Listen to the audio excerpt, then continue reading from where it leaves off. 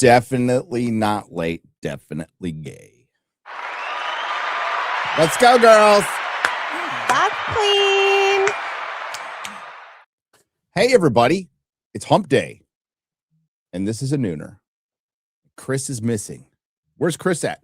Chris will be here in a little bit. He's taking a massive finishing dump. his early nooner. Oh. Or that. We can't interrupt that. So he's an old man. It could take 20, 30 minutes. We're not really sure, you know?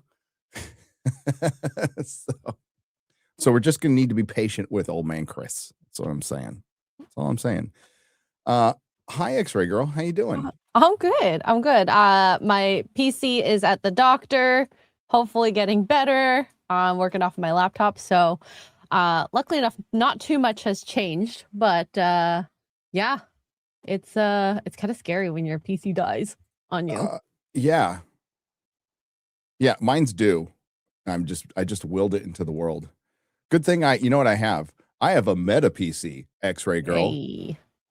made by Meta PCs, and it's effing awesome. But my backup one is it's a Dell Alienware from like 2022. Works like a charm. Nice. Still works like a charm. Got it when like it was hard to find stuff in COVID still. We were having supply chain problems, so I just went to stupid Dell like it was 1998 and got it. Adele, not Adele, Adele. Adele has a beautiful singing voice though. She does. She really does. I don't know. I think it was kind of better when she was fat, but that, you know, it's good that she's thin now. I think she's thin now. Wait, like her voice was better when she was fat? No, she's fine. Oh. It's like comedians, fat comedians, when they get thin, they stop being funny.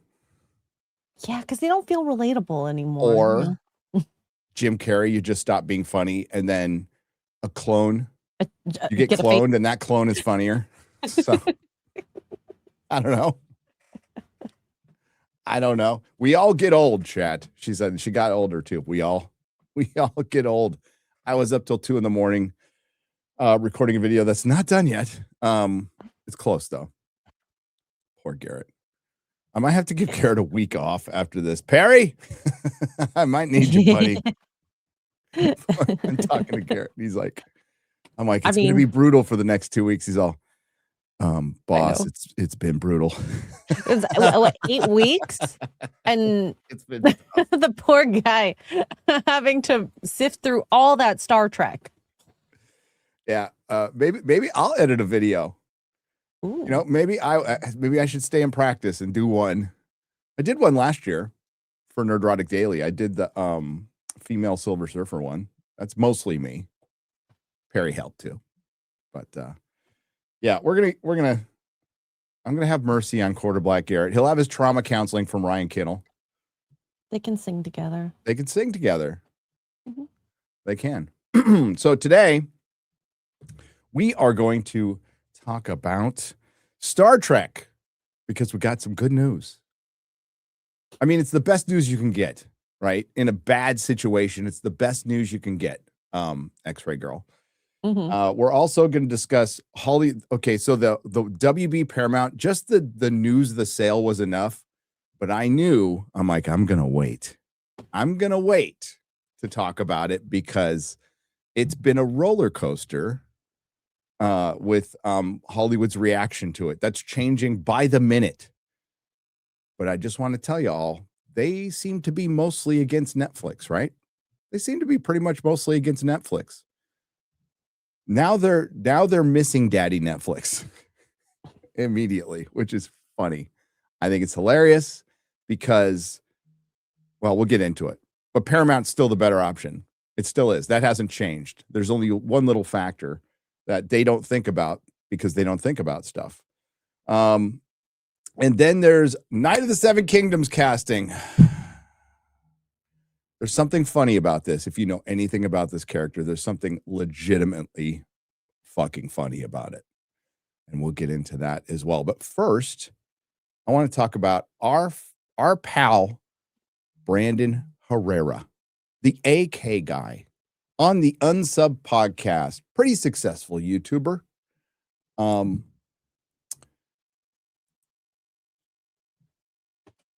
He's going in Damn. runoff. So if you remember last time he ran, he lost by 600 votes. He now what this was if you can get 50% in, you're in. This basically for show. The other two guys in the bottom took away from both. I'm going to say Brandon. Tony Gonzalez is an incumbent. We're not going to get too political, but this is my realm of Texas, and this is about voting locally. This should be everybody's focus, however you fucking vote. Local is the one thing that affects us all the most, and that's where the most shenanigans and the most corruption happens, and it's because they count on us being too busy. So it's really important to know, even if you don't have a kid in school, know who's in your school board. You know, I've said it before.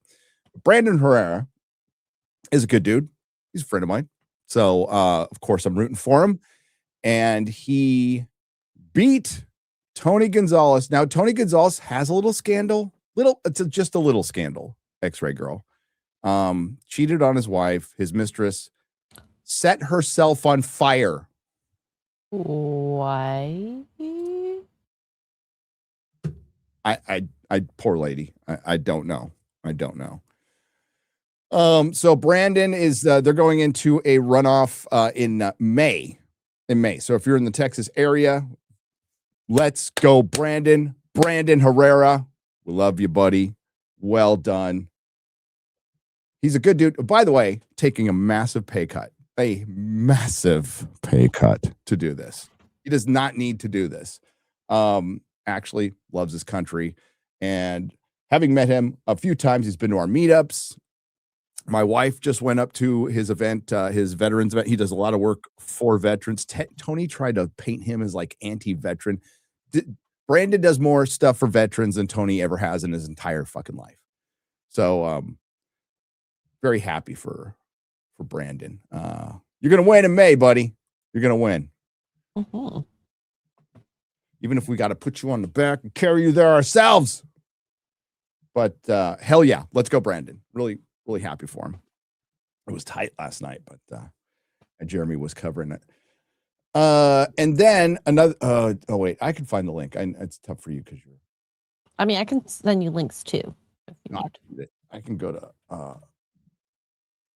My wife is doing something. Oh, I have that. There, I could show that easily. So I wanted to shout out Melissa. Hey, cheers. She's like you. She's doing a 30-mile dog walk for the American Cancer Society through GoFundMe. All 100% of the funds go to the American Cancer Society. Of course, whenever we do a charity around here, we will be fully transparent and show you exactly where the money goes at all times. And if the mods could put the link in the chat. Yeah. So Melissa just lost her cousin to cancer in the last 2 months. And her uncle a couple of years ago. I've lost my dad to cancer. I think it's affected absolutely everybody. Poor Bruce Campbell just announced he has cancer out there. So fuck cancer. And she's doing this with our dog Remy, who you've met, X-Ray Girl. Mm-hmm. She's lovely. A good girl. She's my good girl. She might be getting a friend, by the way. Yeah, I think we're getting another dog. But wait till you see the picture. Oh, I can't wait. So Melissa is going to be going on this walk, and we'll talk about it more in future streams. So if you can, if you can't, that's totally cool. It's like share it out there, please. That's brilliant too. $1, $2, whatever you can donate. We're doing it anyway. So whatever we raise, and thank you for your time on this one. I appreciate it. Fuck cancer. Fuck cancer. Oh, yeah. She's going on a big long walk too. I wonder if I have to go with her. For those that aren't in chat, yeah. You can go in the description and it is in there as well. Yep. Thank you for future or Nerdrotic Live listeners. Okay. Where do we want to start? I want to start with 9 of the 7 Kingdoms. So I'm gonna whip that out right now. Oh, and we got a teaser for a trailer for Green Lantern. Oh, I'm sorry, Lanterns, because they're too pretentious to call it Green Lantern. Fuck, that irritated me about Arrow, and it irritates me about Green Lantern. So let's go to the casting of the Sworn Sword, a Knight of the 7 Kingdoms. All right. So we have the major casting here, by the way. Lucy Boynton playing Lady Rohan. I think that looks great. Awesome. Peter Mullen as Eustace Osgrey is really fucking good casting. That is spot on. Then there's here, click on the top right picture, X-Ray Girl. Then there's Babu Sisi as Sir Bennis the Brown.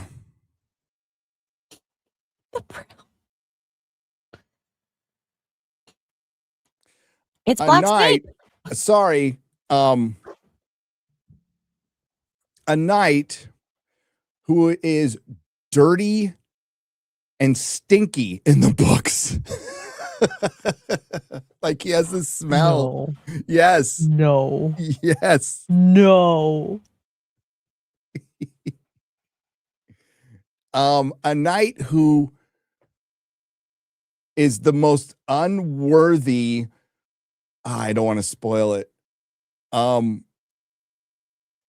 It's hilarious that they cast somebody who I would spoil it. People have already spoiled it on Twitter. I think it's bad enough that Sir Bennis the Brown, the stinky knight from the Sworn Sword, they cast him as a black guy.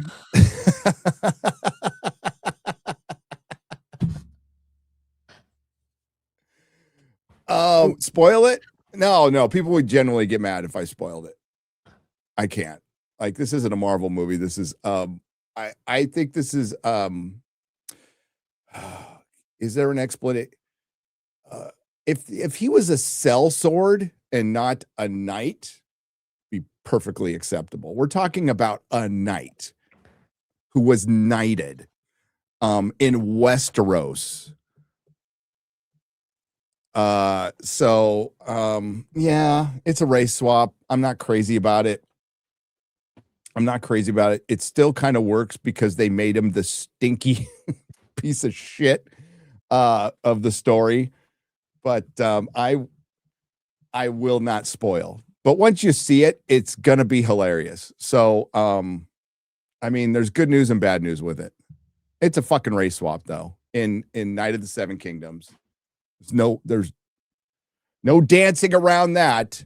And I figured something like this would happen. Honestly, I thought it would happen with Sir Eustace. I really did. So shocked that it's not with Sir Eustace. But I mean, we still got to listen, not every race swap is bad. I don't get upset over every one. Snape is fucking bad. Snape is stupid. This is pretty stupid too. But they just can't help themselves. And I hate that we're in a place where do we accept this one? Do we not accept? Can we just not think about it? Can we just cast things the way that we're supposed to look in the book and not trip on it and realize that, this one fantasy series isn't going to make up for all the wrongs of past Hollywood? And you know what? There's plenty of diversity in Hollywood now. I don't know what the fuck people are complaining about. I really don't. There is plenty of representative diversity when it comes to the actual percentages of our population. As a matter of fact, gay people are overrepresented by orders of magnitude. They are overrepresented in this country as they're displayed in Hollywood. Now, maybe okay, not maybe. No, it definitely matches the numbers of gay people in Hollywood. Okay, we can agree there, but not the rest of the country. So, Sir Bennis, the stinky brown knight who wears brown leather and is called Brown, is brown. And he's not the best character in the world. Kind of an asshole. Kind of a duplicitous asshole. So, and listen, I'm not spoiling anything there. You will know that within the first 30 seconds of the first lines he speak. You will know that he's a complete asshole.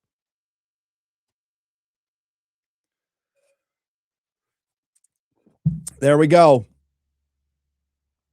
Hollywood just can't fucking help themselves. Some say perfect casting. Maybe I'm wrong. Maybe I'm wrong. I wake up every morning. Gary, this may be the one time where they truly did cast the best person for the role. Violent, dishonorable thief who smells like shit. Nailed it.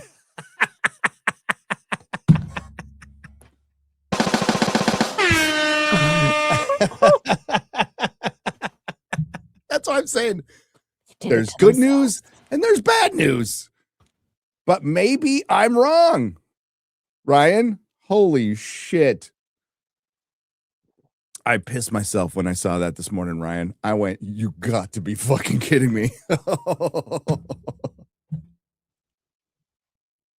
So if you're going to do a race swap, this might be the one. Silver lining. Always looking for that silver lining. Hail, Ryan. What's up, buddy? You have a beautiful singing voice. I just want to tell you that right now.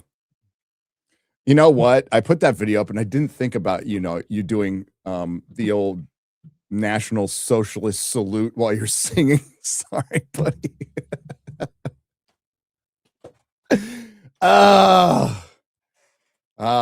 Can't wait for MegaCon. MegaCon is coming. 3 weeks away? Yep. Dang. 2 weeks away. But the other casting for real is again Peter Mullen as Sir Useless is fucking awesome. I know Ryan's like, I didn't feel sorry for that guy at all. I'm like, I kind of felt sorry for the guy in the story. I just heard it again and I'm like, man, I know he was a loser, but still, like, guy lost a lot. The poor guy lost a lot. But in the next season, you will not see any tourneys. You will not see a ton of action. There's a fight. But you will see a lot of flashbacks to the Blackfire Rebellions, which I think will be, if they do it right, will be awesome. No, Chris is taking a massive dump. He's 77 years old. These things don't come easily, okay? He's on his way. He's on his way. Peter Mullen's a good director as well. Oh, yeah. Great actor. Peter Mullen is in I Swear. You're right. Peter Mullen is in I Swear. He's also, I think he's in House of the Dragon. And he was in Westworld. Great actor. So I'm stoked that they got that one right. He is a perfect Sir Eustace. I think this show will probably still be good. But fucking Hollywood, they just can't help themselves, X-Ray Girl. They can't help themselves. Has David Ellison recast Snape yet? David Ellison needs to recast Snape. Holy shit. I watched some John Campea last night. I don't do that very often.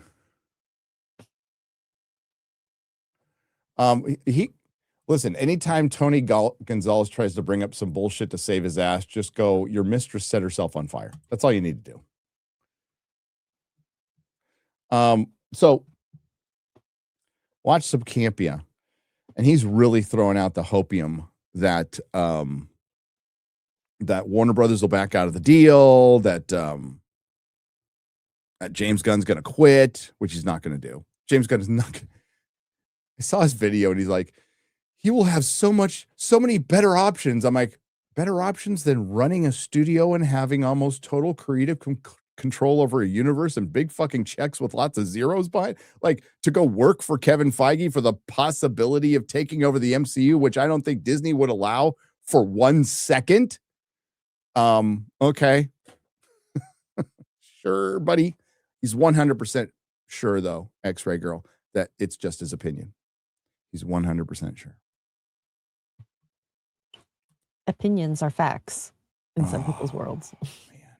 Man. Whoa. I hunted, Rob.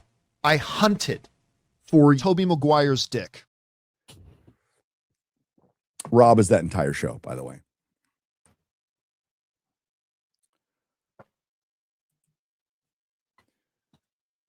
He's 100% sure that it's his opinion that James Gunn's going to quit. Over principle. We don't need to read the whole thing, but it's over principle, right? He's like, he just cannot work for somebody who has ties to Trump. He did before with Ike Perlmutter. Didn't seem to have a problem with it then. So no, I think James Gunn's principles will not trump these zeros on the paycheck.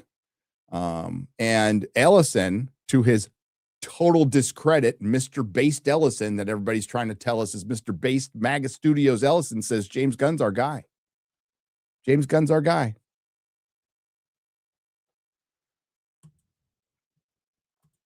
So I would say pump the brakes on, like, we're going to get MAGA Studios. Gonna get nothing, Tom Cruise is gonna fly in on a bald eagle with Donald Trump with their MAGA hats on and personally fire everybody at Warner Brothers. That's not fucking happening. I think the best we can hope for is just a return to normalcy, which would be the best. I wouldn't want the other way, which would totally be the best situation.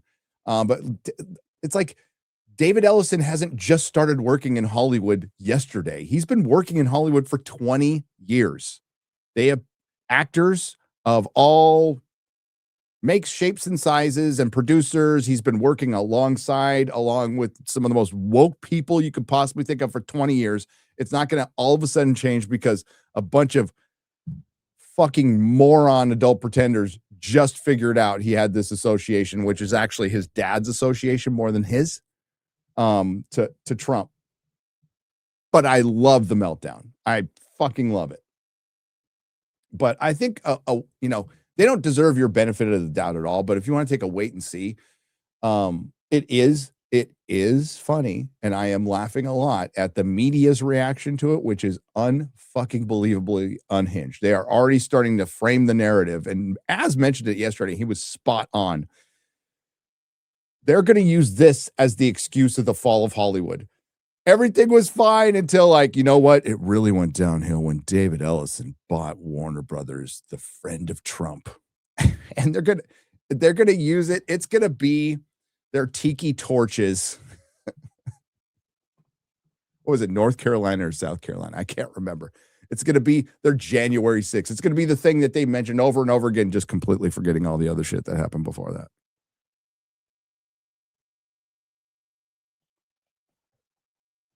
Jesus Christ. And you're already seeing it. Fuck, dude. For that little inside baseball here, X-Ray Girl. Garrett was probably sitting around going, what the fuck is he doing? Because he didn't hear from me for like 5 hours, right? I was reading, I think, 40 articles on this for research for the video. Uh-huh.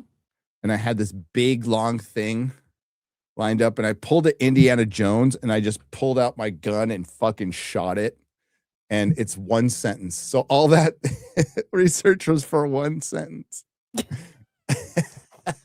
You'll have to see it in the video. I'll tell you where it is. Sentence, I'm sure. It was a 10-minute chunk that I just went and put it in the one sentence. That's what I was doing. But I read a lot, and most of it said Trump Association. Trump Associate. This is horrible for Hollywood. And it's in a much smaller way. Elon buying Twitter all over again. And I mean, I went back and looked, and there's people who are absolutely vehemently against Netflix. Like, fuck Netflix. No, this is terrible for theatricals. Oh, no. Please come back because this guy knows Trump. I mean, forget the fact that Netflix buying it would kill theaters. It would be terrible for our industry.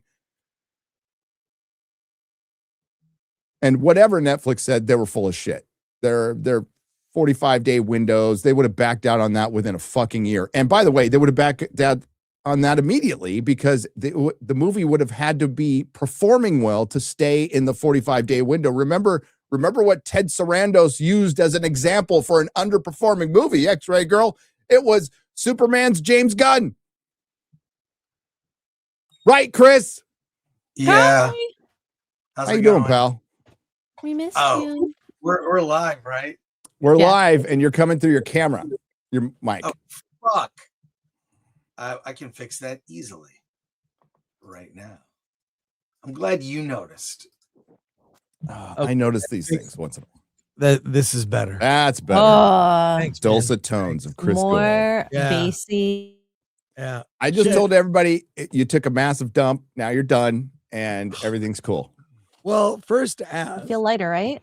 as sleeps in, he oversleeps. Yeah.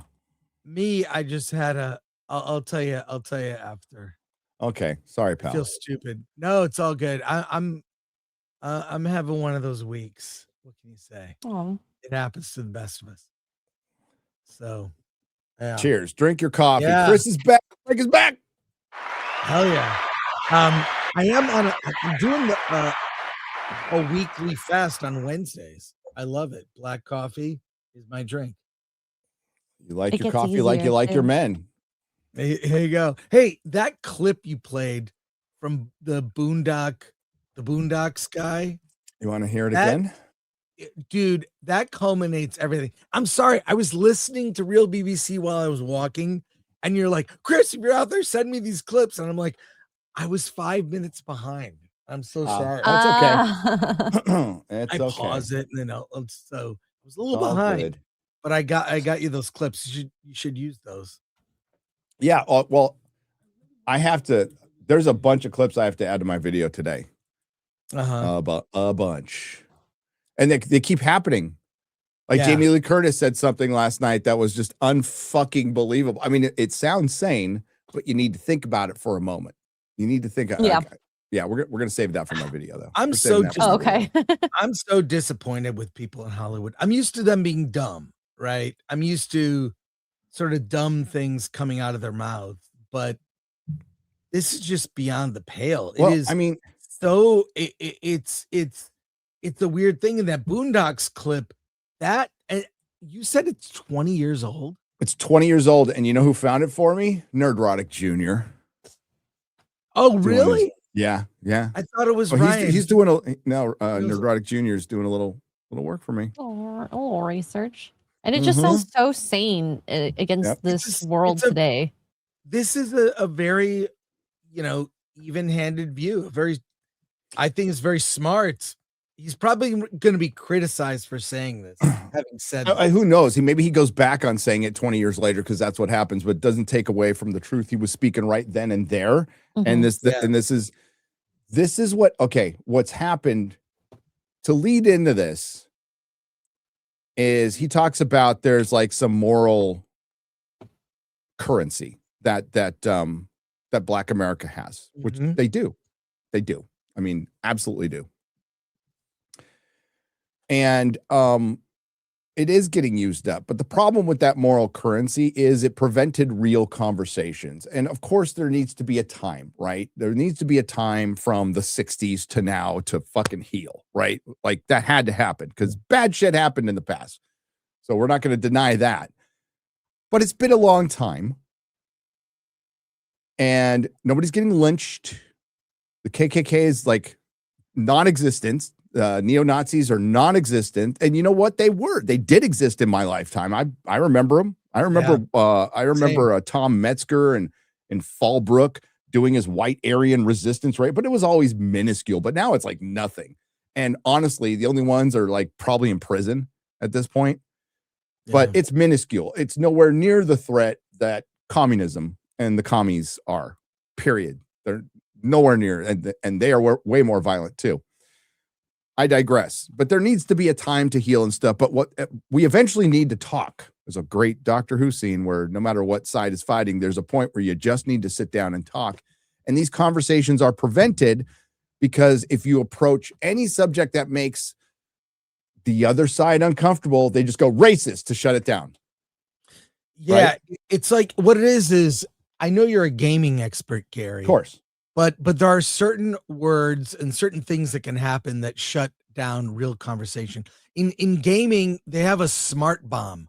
So what a smart bomb is, like, say if you're playing Asteroids or a game that's like that, a shooter, and you have a lot of enemies on screen, you're surrounded.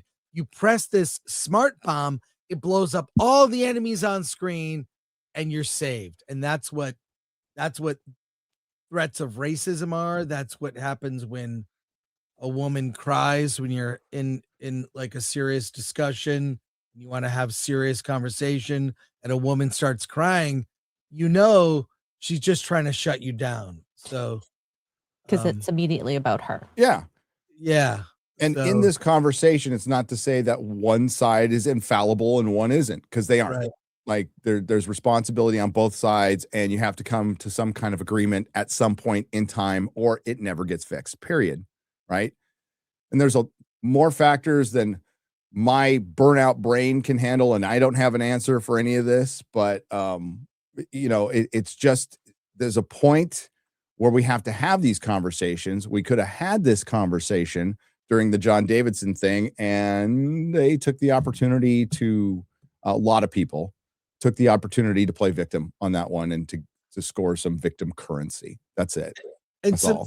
what's sad for me over the years is when you've seen sober-minded voices trying to call shit out, like a Larry Elder. I mean, Oh, you mean the blackface of white supremacy from the LA exactly. Times? But I would say, oh wow, he's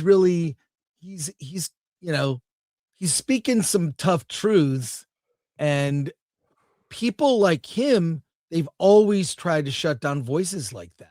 So nothing moves forward. There's no real progress. Because I believe you can give billions to BLM or do whatever you want. The only people that can fix the black community are the black community. That's it. You can't. We're not white saviors out there. White progressive women. You're not going to save most dangerous thing on the planet are woke white. You're not woke saving white things. women. It's look, I just sad the state of things were, And how it's gotten worse, Chris.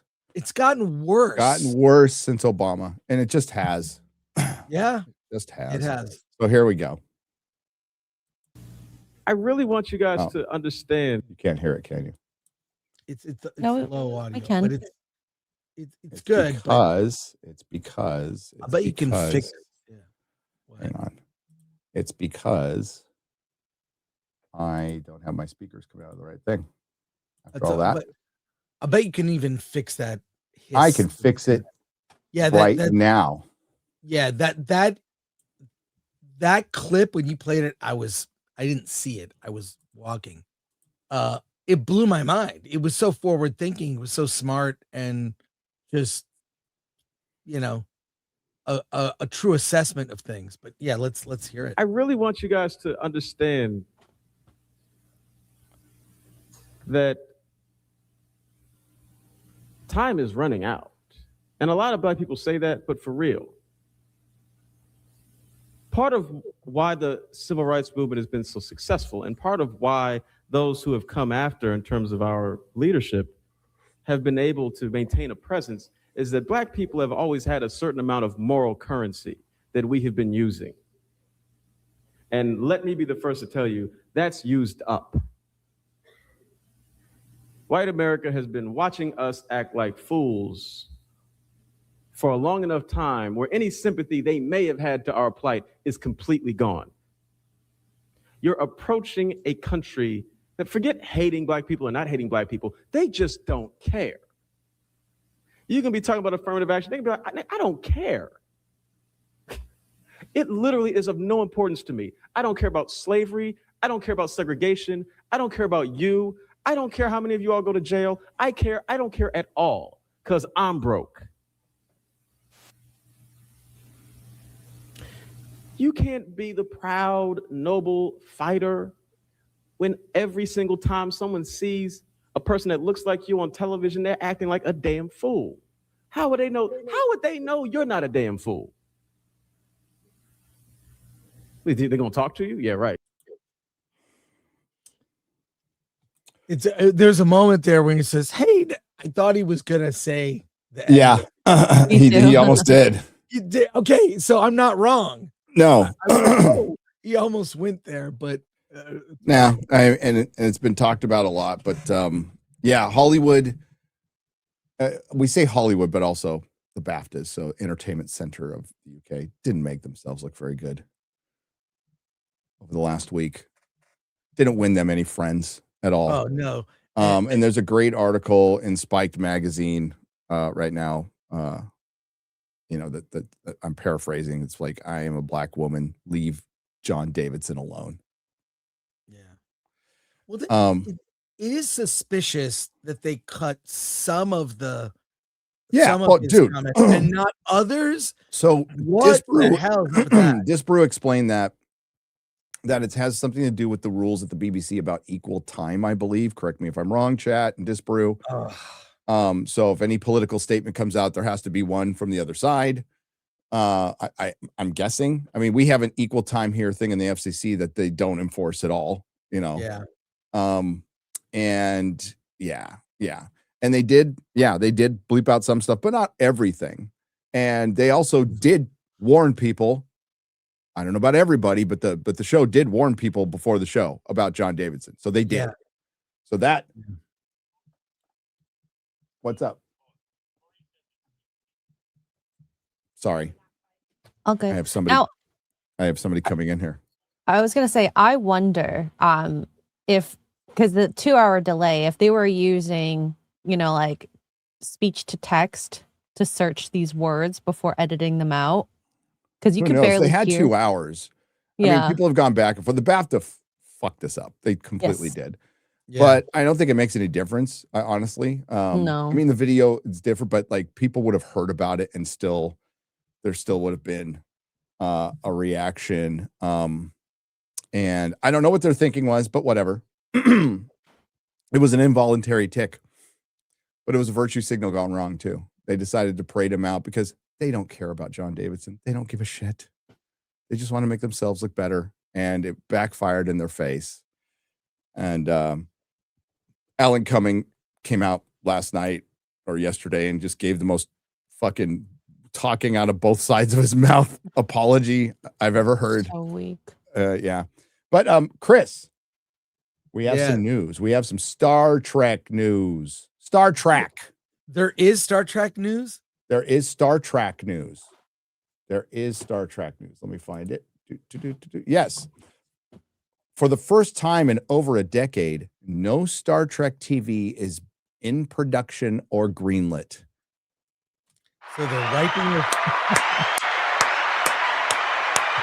wiping the slate clean. Well, we don't know. We don't know. Last week, the second of Star Trek Starfleet Academy, the second season, wrapped up in production in Toronto. How you say it? Toronto. Wow. This is a milestone for the franchise, ending a streak that began in 2015 with the franchise's first television series of the streaming era, Star Trek Discovery. Was that 2015? It filmed in 2015. I thought it came out in 2017. Was it that long? Have I been doing YouTube that long? Holy shit. A decade of streaming Trek TV. Way back on November 2nd, 2025, and a decade after Star Trek Enterprise went off the air, CBS announced that the production of the new Star Trek series, later named Star Trek Discovery, in the new Trek show would be the anchor of the newly launched CBS All-Ass streaming service.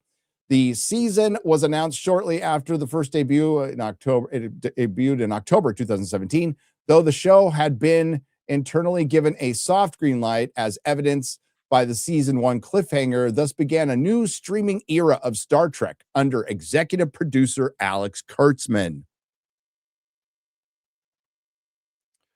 The next decade saw a bunch of shit. Can I just say that? Bunch of garbage.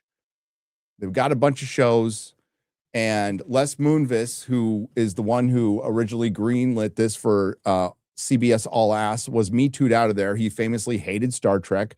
Brian Fuller was the person who initially developed Star Trek Discovery, who had worked on Star Trek in the past. He also did the Hannibal show and the first season of American Gods. Famously, kind of Pushing Up the Daisies too, Chris. Famously a pain in the ass to deal with in Hollywood. But I'm sure his Star Trek would have been a little bit better than what we got. Alex Kurtzman came in and usurped Brian Fuller and took over the entire franchise by basically using Jar Jar Abrams' people, bringing them over, ripping off his aesthetic. And Kurtzman wrote for Into Darkness and for Jar Jar, but then eventually pissed him off. Then there was the news of it had to be 25% different, which everybody denied, but everything was 25% different, so it was hard to deny.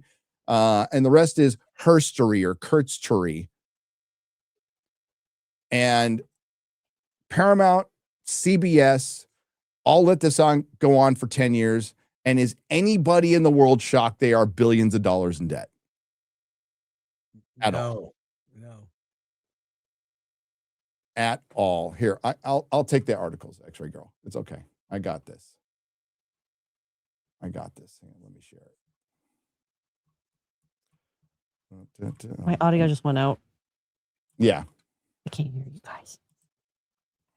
What? I'm just. Well, she's on a laptop here. I got the article. You're plugging it back in. Okay, now I can hear you. Okay, that's funny. This is a struggle bus. My computer died. I mean, I think this is by design. I think by design they want to sunset this era. And so that's that.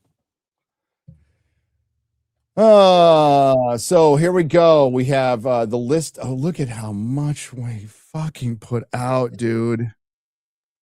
And I challenge, we're going to leave Picard season 3 out of this. I challenge any motherfuckers out there to name me an episode, recite that episode, anything that is anything close to even the worst Berman Trek or season 3 of the original series. I challenge you. Nobody does retrospectives. Nobody does there's no theory crafting, nor lore videos. There's no sign that this has a fandom that is akin to Star Trek, right? Not like a NCI, Vegas fandom or something like that. People like Star Trek made fandom in America. Star Trek was the first to have a really focused convention. Star Trek fandom is the reason the movies came out.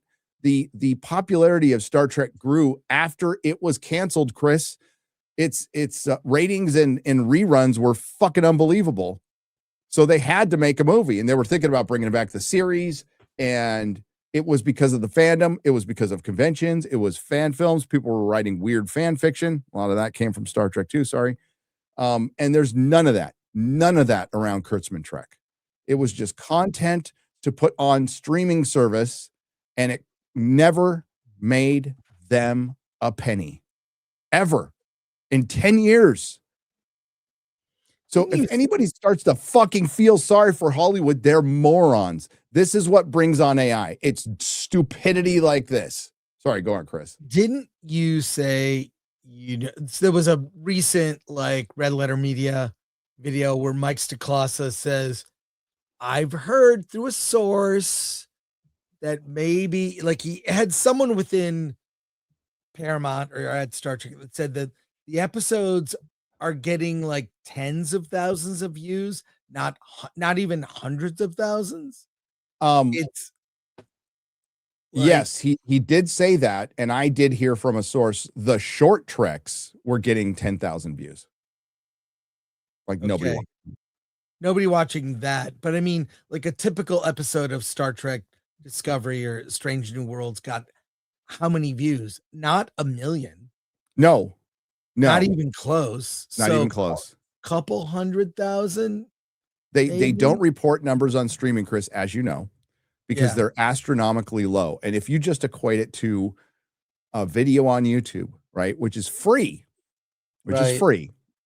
so you need to consider it's behind a paywall, and they have what, 70 at this point, 70 million subscribers worldwide. But a lot of those are for sports. A lot of those are for Taylor Sheridan. So you're talking about a niche of a niche that watches Star Trek, right? Yeah. But even if it was a million views, which I don't think it was, it's astronomically low for something that costs $10 million an episode. Discovery cost $10 million an episode in 2015. Oh my God. In 2015.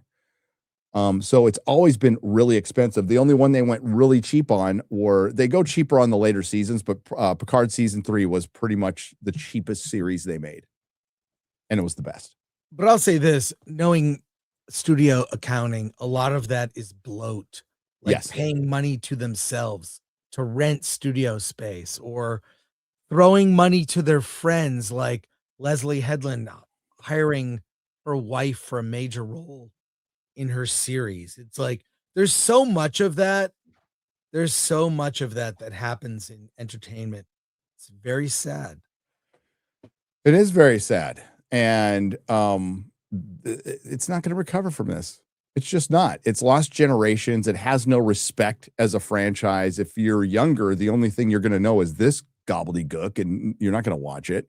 And they keep chasing young people, and they make Starfleet Academy as if young people are completely retarded, when it is obviously a bunch of fucking boomers and Gen Xers trying to write down to Gen Alpha and Gen Z as they see it from their lens in Hollywood. So they think the entire generation is like all of the kids at Paramount, like or of the employees at Paramount, all the kids there. It's like you're kidding me, right? So the filming completed. As of now, all Star Trek series that have been launched before the year By on the way, CBS. that's not me at the bottom, the top of my head. No, I'm going to leave it there. It's you. Okay. So as of now, all the Star Trek series that have been launched before this year on CBS All Access, Paramount Plus, have officially been canceled or were short-term shows like Short Treks. The future of the animated web series, Very Short Treks and Star Trek Scouts, has not been determined, but neither is expected to get more episodes, and there are no indications that there are any shows or seasons of any Star Trek TV that have been given a green light but not yet announced. Well, It's over. Well, the only people that are employed right now are the people working on post-production. Yes. On Starfleet Academy season 2, which you were saying may air before the end of this year. They're wrapping up. This is when you're winding down, offices become empty, you're little by little letting people go. Like there's no writing staff for season 3 of Starfleet Academy. They're just wrapping it up, boxing things. It's and ultimately, look, what merch for Star Trek sells? What merch? Oh, Not the old from- stuff. The old stuff, exactly. I mean, this is over a year ago, but I am. Oh, good, confirmed. It's not me in that picture from Comic-Con. That is the top of the head of Anson Mount. Kind of looked like me, but it's the old stuff. I mean, I bought that Tomy did that Star Trek the motion picture, Enterprise. I don't get anything. I mean, I have this mug. It's old school Star Trek, but I don't. Does that stuff sell? I mean, I see what's weird is X-Ray Girl will relate. I'll go to TJ Maxx and Ross. That's where I find coffee, very cheap. I find, men's toiletries there cheap. But what I also find there, yeah, I can tell what action figures. There's Acolyte stuff there for super cheap. At Ross, there is, yeah. Wow. Yeah. At Ross, Yeah. Ooh. I saw from James Gunn's Superman, a lot of Supermans, and it was cheap. It was cheap. So yeah, Ross has Chris that going to stuff. Ross, dress for less for the coffee. What? They have it cheap. It's like half as much. I know. Don't judge, please. I'm not good for judging. Kitchen items, men's toiletries. You're such a dude working in LA and Hollywood. That's such What? a Hollywood. I'm gonna go grab the cheapest coffee and whatever free meal and drinks I can get. I'm not spending $8 or $9 it's on fine. a cup of Starbucks coffee because I'm not an idiot. Exactly. I paid 25 I cents totally a agree. cup by getting my coffee at freaking Ross. I know where to spend my money. I spend my money on a Star Trek The Motion Picture Enterprise Hell yeah. die cast from Tomy. That's like huge. Okay. That I spend my money on, not my coffee. Yeah, no shit. No, dude. I Preaching to the like- choir right here, baby. I know. I'll drive my car until it breaks. I'm not gonna buy a new fucking car. Yeah. I'm not gonna have 2 Tesla fucking cyber trucks. Fuck that. Yeah. I want a Tomy Enterprise. Yeah. No, but there's things Hell yeah. worth spending your money on and things that are not worth spending your money on. Damn straight. So there you go. So so far it says the show Starfleet Academy, the show's performance is mixed. Is it mixed? Oh my God. Mixed Is it mixed? alive. Really? Are you sure about that? You sure? Oh God, that's my favorite. You gotta use that in a video game. Oh, we use it a lot. It's in heavy rotation. Yeah. I've got a couple of Don't Give Me Hope clips too Yeah. coming up. So it's an open question as to whether the producers will get to complete their 4-year story. Oh my God. Starfleet Academy is an embarrassment for anybody who's worked on it. It should be for Paramount. It overshadows this deal. And they're going to release season 2. They shouldn't. They should completely shit can it. I don't care how much it costs. I don't care how many egos you bruise. I don't give a shit.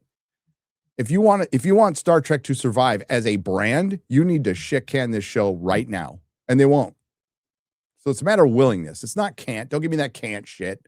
You just spent $111 billion to overpay for a studio. Well, look, it's an embarrassment for one really big reason. They spent a lot of money, and that's what you get. It really goes to show that, the flaw that is consistent in everything bad out of Hollywood. And this is why I feel sorry for the crafts people. The wardrobe, hair, makeup, even effects people. I just, because they're overworked, which explains a lot of bad or rushed effects. The writing, across the board, the writing. I don't know if you watched the Jim Agnew interview from last week. Yeah, I did. The part that he says what changed, it was 2016. It was a big push. Then he was told, we're not hiring white guys. And then when he goes to these WGA like meetings, he said the people look like Starfleet Academy. It's like you just very specific, like people still wearing masks. A lot of people still wearing masks. Yes. I mean, yeah, that's weird. I don't know if you ever see one in the wild. Oh, I do. Texas. Yeah. In Texas? Yeah. Not many, but yes. Oh my God. Yeah. It's And so, you know what they are. it's so weird. You It's know so what they weird. are. I want to ask, but I don't want to be like threatening or mean or anything. But I want to ask, like, why are you still wearing a mask? Like, are you sick right now and you're in public and you care about other people, or so you say? Are you? I don't know. Are you maybe going through chemo? See, that's like a horrible thing. We just saw freaking Bruce Campbell. Oh, I'm sorry, I'm derailing, Gary. I feel like kind of my job, I guess. But Mhm. yeah, Bruce Campbell posted that statement. You know what? Kudos to him for not going to a lot of detail. And yeah, he you know, he was just also regretting he's not going to go to cons. Yeah, but he'll be fine. He's gonna make it. He's gonna make it. Fuck cancer. Okay. This is really long. I was just seeing if they're gonna like mention Trump, which they haven't, but they're talking about Ellison taking a holistic approach to Star Trek, which would be firing everybody. Firing everybody. That's what they need to do. And it's I don't even know where you go at this point. It's almost like, you know, you might be better off just doing something original and completely shit canning it. You know, these IPs have been drained of all their soul. They're just corpses that continually get defiled. And I don't know, I'm discussing it in my videos, you know, everything, for one, fuck prequels. Stop making prequels of everything. You know, and I know A Night of the Seven Kingdoms is a prequel, technically. It's a side story. But they really need to move forward with a lot of the major franchises, and they can't. They can't with Harry Potter. They can't with Game of Thrones. They can't with Lord of the Rings. So these are their three big IPs that they can't move forward. And Star Trek, you can. You actually can by putting everything in the Kelvin timeline. Everything. And going, we're starting from basically at the end of Voyager. And we're going to go from there. We're going to redo everything. And not in a typical Hollywood way. You bring back masculinity and you figure out how to somehow get some of your old Star Trek fans, because old fans, longtime fans, are the ones who shepherd new fans in. But you've alienated all of them. And you have been, there is a fan base for this. Same as there was a fan base for Acolyte. They're not enough. And they're not a good quality of fan. They don't buy anything. They're annoying as fuck, you know, and there's always that part of fandom, and it's fine, but you need the normal fan who just wants to talk about Star Trek. And, you know, because at its core, it's a space adventure. It's not a political allegory. It's a space adventure. I was just rewatching the scene from DS9 where they're fighting the Klingons with the bat lifts, and they're, you know, like that's Star Trek. Yeah. That's what we watched it for. Ships, aliens, space adventure.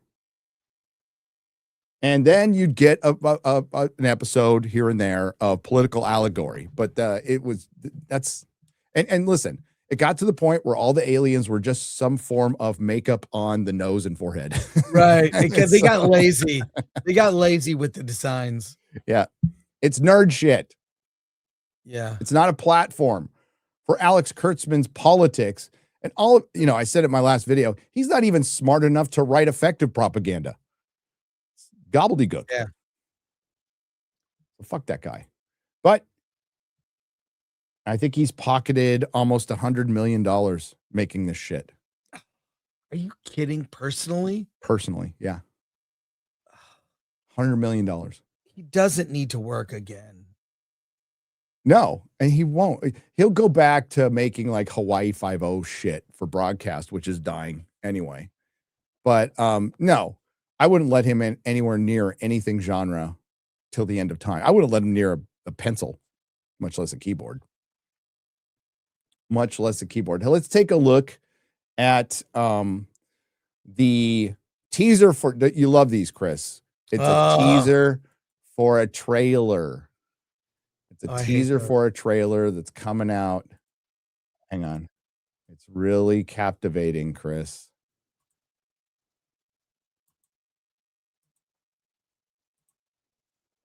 You ready? Let's do it. Let's do it. It's 11 seconds.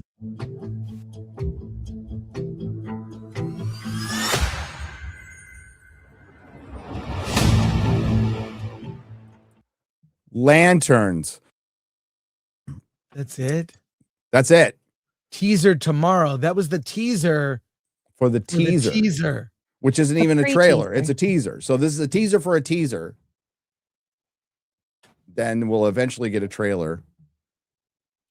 I'll bet we don't see them in costumes. They're just wearing clothes. I think you're right. I mean, there's the rumor out there that Hal Jordan dies at the end. Really? Yeah. Why? I don't know. Why? Fuck if I know. It's James Gunn. Oh my God. By the way, Josh Horowitz did a very good interview with Zack Snyder on his channel. Some interesting insights. Yeah, I saw some of that. But here we have lanterns, Chris. Lanterns. It's not called Green Lantern. It's called lanterns, which I fucking hate. I hated Arrow being called Arrow. Right. Call it Green Arrow. Is there a problem with calling it? Is it too silly to call the Green Lantern show Green Lantern, where guys can use willpower to make mallets out of their fucking rings in space? I mean, are we drawing the line at green? I think the casting was good in this, and I'd say potentially this might be one of the better things to come from Gunverse, but I've said that before. And I just don't I have no faith in James Gunn. I think he's a one-trick pony. Yeah, I think I've talked about it with you before, is that I think he peaked with the first Guardians movie. That was his peak. That was like, he'd made some very good stuff before. Super, the film with Rainn Wilson, I really love. And then he did Guardians, and that was like the culmination. Everything has been diminishing returns or just a rework of his own tropes. I mean, he rips himself off. That hallway fight scene, he's redoing that. And apparently there's something like that in Supergirl, I'm told. I keep getting more and more info about Supergirl. It sounds like it'll actually be better than Superman in some ways. It's apparently I don't more think that's hard. Yeah, it's not that the bar's low, but apparently it's more serious in tone than Superman was. So, but I just think it's not going to make as much money as Superman. It's not. No way. No way. I don't think it's making $1 billion. I don't think it's making 800. But if it does, I want to see Az go to Turkey to get those hair transplants. I'm rooting for it. I'm kind of hoping that would be fun. That would be hilarious. But I don't know. I think if it makes 500 million, I think that would be kind of a success for that movie. That'd be huge. Yeah. That'd be huge. You know, I'm not excited about it at all. And I like the character, but we've gone over ad infinitum that this is the dumbest way to start a universe. There's no Batman. There's no Flash. There's no Martian Manhunter. There's no Green Arrow. There's no Wonder Woman. We got Green Lantern. Oh, he's going to maybe die at the end of his series. You know, it's like, oh God, there's no foundation. You need to have a foundation for a story. And there wasn't even a foundation of a story in Superman. It was the middle of a story. There wasn't. None whatsoever. Yeah, it's a lot of people were confused. Like, are we seeing the second film in a series? What? I don't know. Again, God, we went over an article that, like, I think maybe even you, that Gen Z is kind of over. They're over superheroes. Well, I do you blame them? Yeah, I'll find the article. So it's the UCLA one. So I question the polling, but right. If you're Gen Z, and what was the age range? It was 12 to 28, right? Yeah. Think about what superhero movies they've seen in the last 7 years. Mm-hmm. I'd be over them too. I'd be all like, why did anybody ever like this shit? It's fucking terrible. So I can't, it's Gen Alpha, by the way. It's not Gen Z, Gen Alpha. Yeah. Okay. Yeah. Gen Alpha is sick of superheroes and more media coverage of UCLA. Well, it's fucking UCLA. So I mean, put the Deadline article in there, but that is the worst sample size of all time. Switch it to Deadline. I got it. I got it, Chris. I got it. Okay. I got it. Yeah. Give me a moment. But I mean, you feel it. You know, when Marvel was cooking, in phases 1 and 2, building up to 3. And Snyder was building out his universe starting in 2014 with Man of Steel. I feel like both DC and Marvel, I mean, it was different, but they both had momentum. Superhero movies were hot. Yeah. And I feel like that momentum is lost. Oh, dude, it was lost a while ago. They're not even doing a hero's journey anymore where Nope. they're overcoming something. Well, they keep saying, like, we're not doing origin stories. We're not. Well, you got an origin story is world building. You know, you can't just, like, even Fantastic Four, which I think was a huge mistake, was not to do an origin. You know, that's where characters have arcs and change, and we see how they become heroes. And that was even in the comics. Well, Fantastic Four, kind of a lame origin, but they could have showed. They could have made it cool. No, I agree, Chris. But Fantastic Four's mistake was casting Pedro Pascal and putting female Silver Surfer in. And Yes. that's the mistake, period. That's why it didn't do well, because it wasn't authentically like the comic. And Marvel fucked up a huge opportunity. And we said last summer would decide the fate of the superhero movie, and it did. It absolutely did. I don't give a fuck what Doomsday makes. Spider-Man will always be around. Batman will always be around. But for the rest, for the absolute rest, here you go. Here are your results. They're sick of this shit because you shoveled a bunch of shit at them. Like, who could blame them? Teens are over superheroes, want to see more connected masculinity on screen, says survey. Okay, I don't want to read this whole article. Who did they poll, Chris? That's very important. That's right. UCLA students. They polled UCLA students, not a good cross section of America. Period. You know, yes, there's out of state transfers, but that is a California, LA, as it's the UC system. It's the university communist system. So I wouldn't trust a poll coming out of there, and even if a stripper was on it. Okay. But because I don't know, anecdotally, I've got kids. You've got kids. Mhm. I haven't heard them go, you know, I need men to be more sensitive and stuff. And What it's is this connected masculinity? What does that mean? I was gonna say, read the second paragraph for that. Young people are not just asking for better dads. They're, oh, you mean the dads that you have been hating on for 2 decades, Hollywood? The dads you've been disrespecting. I mean, it is a rare thing to see a good dad depicted. They're asking for they're asking for a reimagining of how men show up. Men, right? We need a reimagining of men. Well, there has been in Hollywood. That's exactly what they've been fucking doing for the last 20 years. They've been reimagining men into women. How's that worked out for you? They are asking for a reimagining of how men show up in lives of others. Whether it is a father, a mentor, a coach, or a teacher, the message from the audience was the same.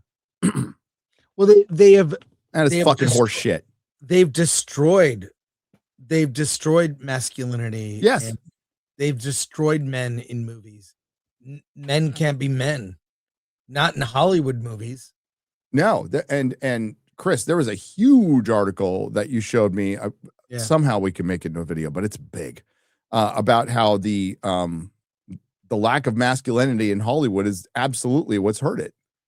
Yeah. Absolutely what's hurt it. There's that tweet you shared. I have it. Hang on.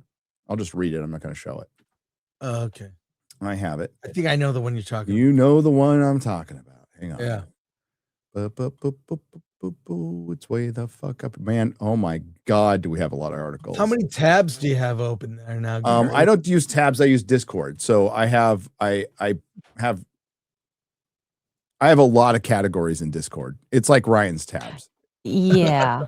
It keeps it somewhat organized. We had to make a separate gossip one so the women could have their and I'm not kidding. So they could do their gossip talk and keep it out of Really? all our other shit. Yeah.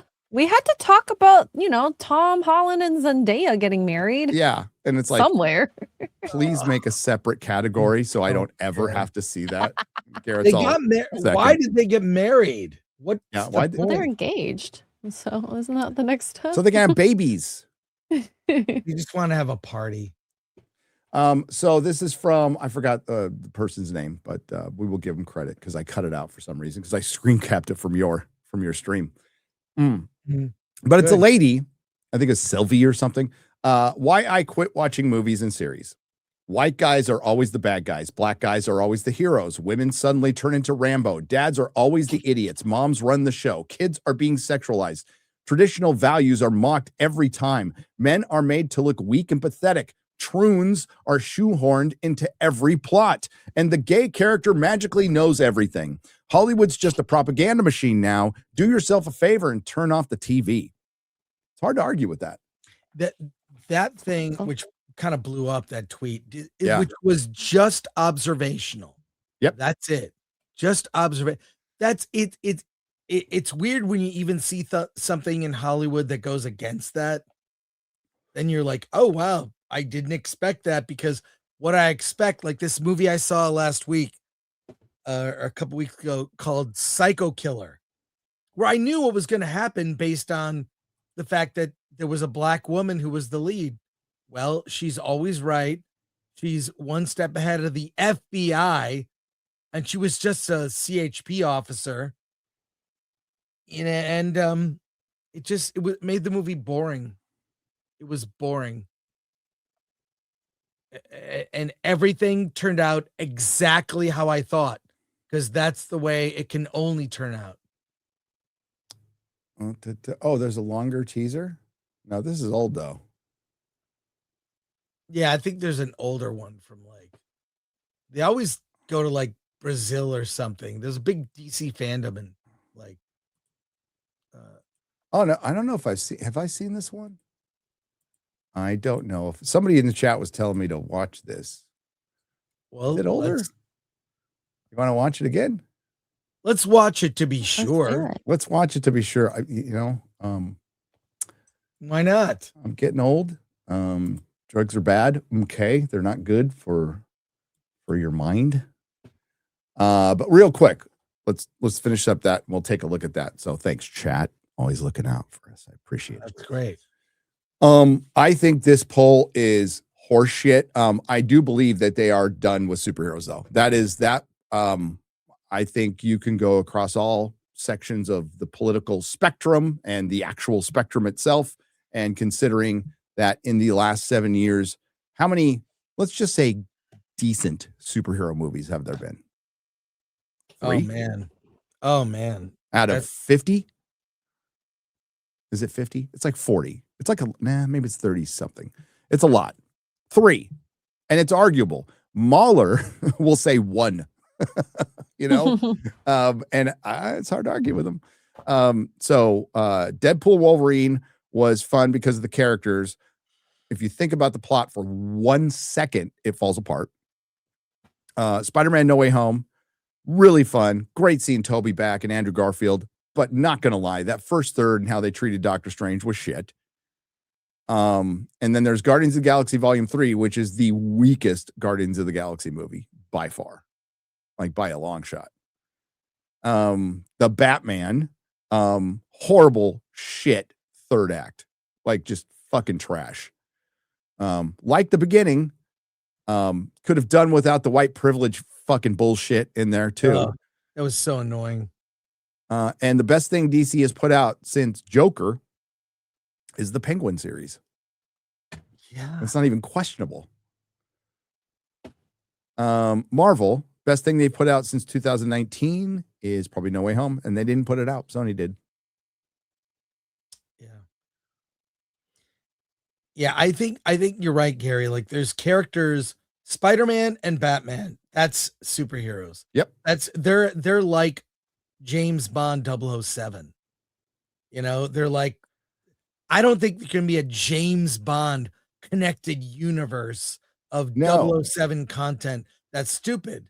And you Nope. don't need a connected universe to make a good Batman movie or a good. I don't know why they resisted doing a Batman TV series. I was never really into like what they do, Pennyworth and Gotham and like these sort of spin-off I've been shows. screaming about that for 10 years, Like, dude. just- It is such a slam dunk. I mean, if they did a Batman series in the style of Matt Reeves, like they did Penguin, but it was a Batman show, and you could bring in other villains, like think of how that A would rogues be gallery, huge. a fully functional rogues gallery of villains in their prime. Batman in his prime. Robin. Eventually bring in Yeah. Batgirl. Just like bring in the pantheon of Bat. You know what? Make a live action version of Batman the animated series. Yeah, I was All you need to fucking do. And people like we are not people have been saying this for a decade. yeah, And the reason Warner Brothers sold, hats off to Zaslav for tripling the stock, but these are dumb motherfuckers. They've been in Yeah. control of DCU and they don't know what to do with it. They don't know and they never have. And people are like, listen, I respect David Zaslav for doing his job as the CEO and making the most money possible. But people are like, he's based. He knows what he's doing. He doesn't know what he's fucking doing. Black Snape. Black fucking Snape. That's enough. And the DCU, listen, I don't blame him for going after James Gunn. That on paper, it looked great. It did. It's a disaster. It's been a disaster. And it's so weird to hear the other side, John Campea, go, well, it's obviously a success. You can't get rid of James Gunn. And where I will agree with Campea is Ellison coming in. He can't get rid of James Gunn. He can't. What are you going to do? Restart again for the fourth time? And like, you can't do that. You have to like see what he's got right now. But I agree with Ryan. Everything hinges on Man of Tomorrow. But then what do? I don't think you do a universe after that. I think you do individual movies after that. Yeah. And maybe a Batman TV show, Chris. Be the most, if they did it right, it would be the biggest show in the world. Like, it's not even quite, like, I can't believe they've never done it. But the problem with Warner Brothers is they've had Looney Tunes. They've had control of Harry Potter, Game of Thrones, Lord of the Rings. And they're in debt because they're stupid. But it also shows what the Ponzi scheme of Hollywood is. It's not a profitable industry anymore. Just isn't. It is for Netflix. But Netflix has, what do they have? A building? They have a building and they have basically and hard drives. Like servers. Servers. That's the word I was looking for. That's what they have. They don't have they rent out their studios. They don't have a ton of overhead. And now their competition is massively in debt. Sure. Netflix, the reason they went after Warner Brothers is they do need IP because you mentioned this, Chris. Netflix won't last forever. It's not going to last. There's a bunch of big companies that have just gone away because they hit maturity and they don't, how they survive is by buying other things. And Netflix is now in that phase. Like they see early on that they may be Comcast, right? Comcast bought themselves out of obscurity by buying other things because they're a cable company. You don't want to be a cable company right now. So you buy your way out of destruction. And Netflix is starting to do that because they have no IPs. Problem is now their competition, Paramount, Warner Mount, whatever the fuck it's going to be called. Yeah, what is it going to be? $79 billion in debt. $79 billion in debt. And Netflix was just going to buy the IP probably with the money they had in their couch. But it still would have been horrible. I'm glad they didn't buy it. Fuck them. Let's check out this. Let's check out this new trailer. teaser? This might, I don't know if it's new. It might be old, but let's watch it anyway. It's got more footage, maybe. It's got more footage. It's 2 minutes long. I think I saw some of it, but I can't say it stuck in my mind. Fuck off. Can you kind of see where it's going? Oh, get the no. fuck out of my way. I'm girl boss sheriff. Mhm. And what's weird is how often they show the American flag like it's a bad thing. The way that the American flag was, go back to that shot. Absolutely. Absolutely. That is how that's how they hang the Yahtzee flag. No, this is how exactly. Look at all these racist white people under the American flag. This is what James Gunn has made no secret how he feels about this country. This is why you got people like disgusted with the fact that the Olympic gold winning American hockey team won, and at the State of the Union, Trump brought them to the State of the Union for, hey, look how great we are, America. We did this thing, and here they are, the hockey team members. The women's team refused to show up. Although I saw a funny video where someone suggested the women and American teams should compete against each other for the right to vote in the next election. I think they should. Yeah, that's funny. But the way the flag is hung, if you go a little further in the video, you'll see the way it's hung. That's right there. That's not how you hang a flag. Well, and it's the symbolism. The symbolism that is to the filmmakers, that is the Nazi flag. That's what it is. And you can absolutely see it. That's your symbolism right there.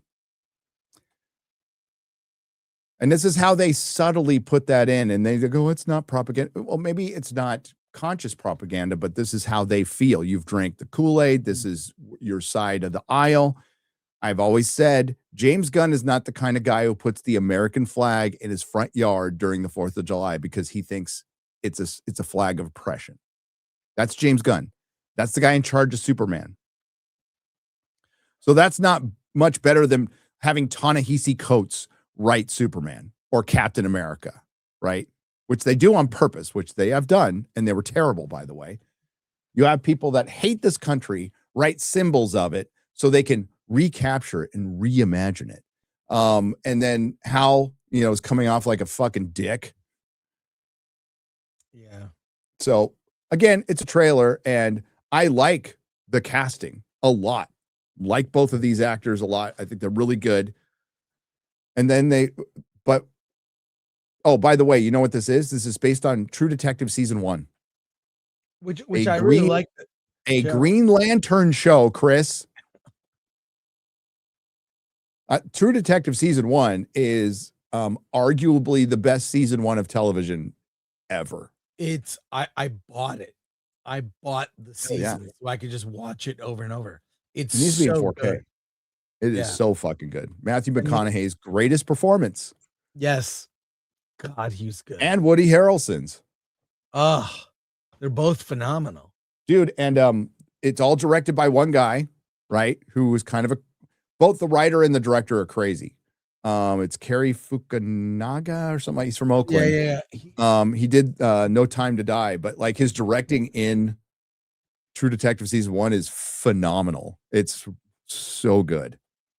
But I guess he was such a pain in the ass that the writer wrote him in as a character in season 2. So the Asian guy in season 2 is the director from season 1. Season 2 was shit. Anyway, so they're all shit. Sorry, they're all shit. Gotta stay the fuck out of my way. Oh, I'm so intimidated. It's like, bitch, I could squash you with the mallet that's coming out of my ring right now. There's the costume. There's a costume. It's olive. It's olive green. Underused color. Very muted. Okay. An alien squirrel? Okay. Of course, we know that though.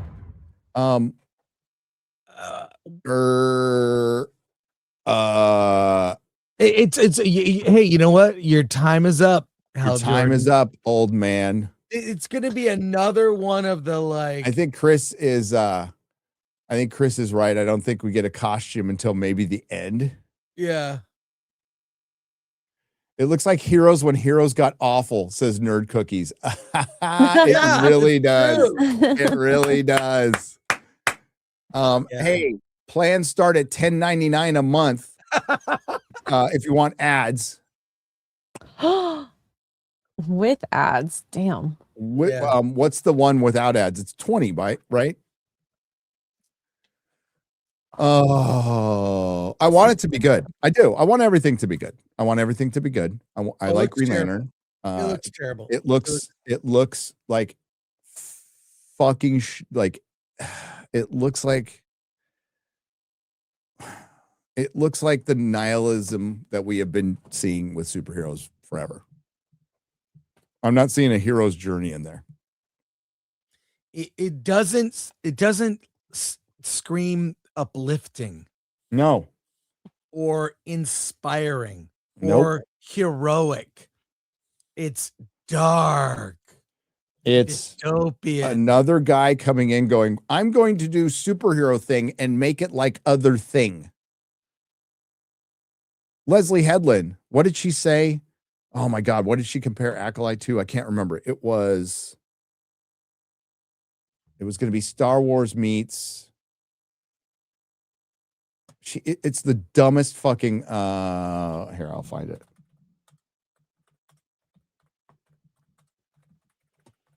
You can talk, Chris.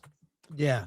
It's just sad to me because as a kid, and Gary, you read comics, I got inspiration from comics. Yes, Frozen meets Kill Bill. That was her. That like we get so much of that shit. Starfleet Academy is Harry Potter. How about making it fucking Star Trek? How about making it fucking Star Wars? How about making it Green Lantern? Oh, we got a budget. Oh, now you're going cheap on the fucking budget? Looks like you spent a lot of money on fucking Peacemaker. Oh God. Sorry, Chris, go on. I hated season 2 of Peacemaker. Despised it. I don't know what Gunn was thinking when It's made woke that. garbage. It is woke trash. And I saw people defending it. I'm like, whoa, it was in our sphere. I was a bit surprised. I think a lot of people were just on the Gunn train and they wanted to back him. And I get it. Fans are fans. It's fine, but yeah, I saw people who were calling out work garbage and then calling out the Acolyte and then saying Peacemaker's good. And it's like, they're the same picture. Yeah. They're the same fucking picture. I remember the feeling I had reading comics as a kid and how that got me through dark times. Like, my parents getting divorced when I was 9, struggles at school. Not going to surprise you, Gary. I was a nerd, not super athletic then. And, I had, I didn't know we were poor. We just didn't have money, but I was happy enough. But I worked mowing lawns, shoveling snow. They didn't need ID then. You could just ask someone if you could shovel the snow and they'd give you money. I had newspaper routes from the time I was 9 years old through 19. I had paper routes when I was in college. So I worked everything I had. I bought a car. I bought comics. I bought Aurora model kits. I bought action figures. How did I buy that stuff? Because I earned money. What inspired me? What got me through? Like whether it was bullying or bad things happening in my life with family, divorce stuff, comic books, reading inspiring stories, watching episodes of Star Trek.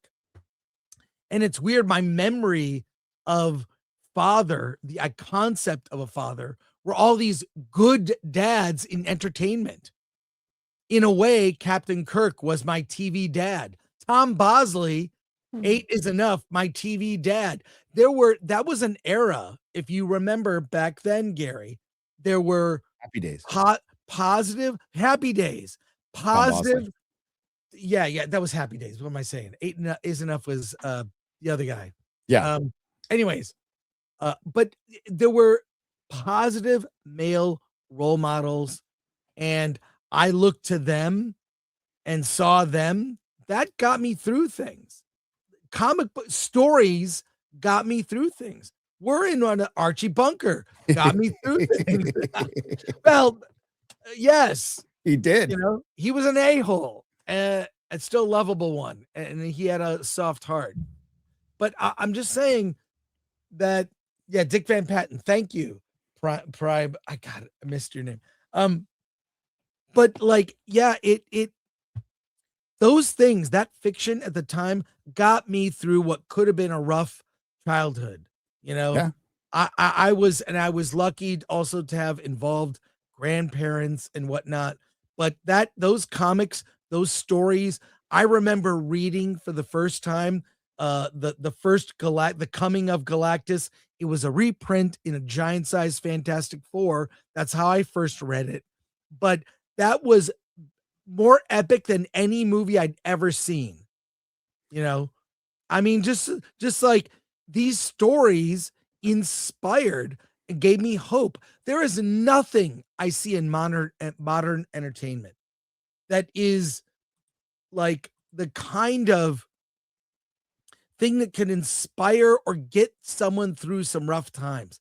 And look at our kids these days. Look at the kids, the the thoughts of ending themselves, the social media comparative, that they've got to deal with all the time. The just like, I mean, look, I don't think people should have access to social media under 16 at the minimum, if not later. It's like all the things coming at. I think the parents should decide that, not the state. Well, agreed. At the same time, it's just, there is some bad, there's just, entertainment got me through. And now we are living through a dark ages. It is a dark ages of entertainment, without question. Peacemaker, you make Superman, which is okay. My parents wanted me to do evil in the world, but I really, I was so, that Superman movie does not hold up at all. I mean, it's not inspiring. It's not aspiring. It completely misunderstands the character of Superman. And somehow James Gunn got it in his head. Being heroic is being humble. Well, for one, James Gunn wouldn't know shit about being humble, right? Yeah. And Superman is humble, but you can still be stoic and strong and be humble. Absolutely. Yeah. And he got his ass kicked pretty much throughout the entire movie. He started getting his ass kicked, and build him up, that's fine, but that build up never happened, right? And it was goofy. And it's okay to be a little camp. I'm fine with that. Bring that back a little bit. I think Fantastic Four did a better job, if you want to compare them, did a better job of being camp than Superman. But it was too camp, right? And it was a complete reaction to Man of Steel, which looks better every day. Looks better every day. Yeah. I still have my problems with that movie, but I own it. I own every Superman movie. I will not own Superman's James Gunn. Yeah, I don't have that movie, but I've got all the others. I've got Superman Returns. I have Quest for Peace. Anyways, I have Quest for Peace. I'd watch Quest for Peace 1,000 times before I watch Superman James Gunn. But I just think of myself as a kid and what I struggled through. Things could have gone badly for me. I'm not trying to say that. No, it's the escapism. It's comic books. That's a running theme through all of our streams, through as long as I've been doing this channel and you've been doing yours, is this comic book, this show got me through a hard time. Right. That's the importance of escapism. And I got to recommend this interview you did with Kennedy, which was phenomenal. Thanks, man. Yeah, that interview. Whoa, dude. First of all, too many spoilers from your book, if that's okay. But that's the theme in that interview. I wish it was longer, that interview, but it's fine. But well, I wanted to say a ton more, but I think we had 15 minutes and we went long. Yeah. Oh, it was, dude, it was so good. So everyone watching now, please You got to share it on your community tab or whatever you do. Oh, here. I will. Just, Yeah, like just I'm bad about that. make people aware of that interview. It's such a great, for your theme of the book, really specific aspects of your struggles as a kid. As it's also like I've been watching you for years and I haven't seen you talk those specific stories. I mean, I know the basics of it, and I also know you used to own a comic shop, but Something like that.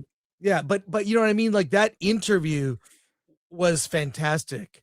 You gotta get on Rogan, man. I feel like I think if anyone, I don't know how you do it, but like I think he would be fascinated with your story. I'd love to talk to him, but But I listen, mean, that's not. I don't think Joe I just loves what I do. I think he Right. sees, yeah, like if he took a look at a couple of my thumbnails, he'd probably like, nah. And then like kind of like how sponsors feel. Yeah, I'm not everybody's cup of tea. It's okay. That's I okay. ain't changing. But I would love to. I would love to. The thing is, like going through the whole process of the book, which Melissa was instrumental, absolutely, Mhm. like wouldn't have happened without her. This channel wouldn't happen without her. Was instrumental in that. But going over, it was tough for both of us because she had to relive the horror show that she watched, and I had to relive the horror show of my life. And like I'm living my life, so I'm there and not really aware at the time of how bad it was until you look back on it and you went, oh fuck, but it was just me grinding, trying to get through days. There's a song called Common People. It's one of my favorite songs on the planet by Pulp, but I think my favorite version, I'm going somewhere with this, is the William Shatner cover of it, which is, they got William Shatner to pronounce a British cigarette like it's pronounced in the UK, which is pretty funny.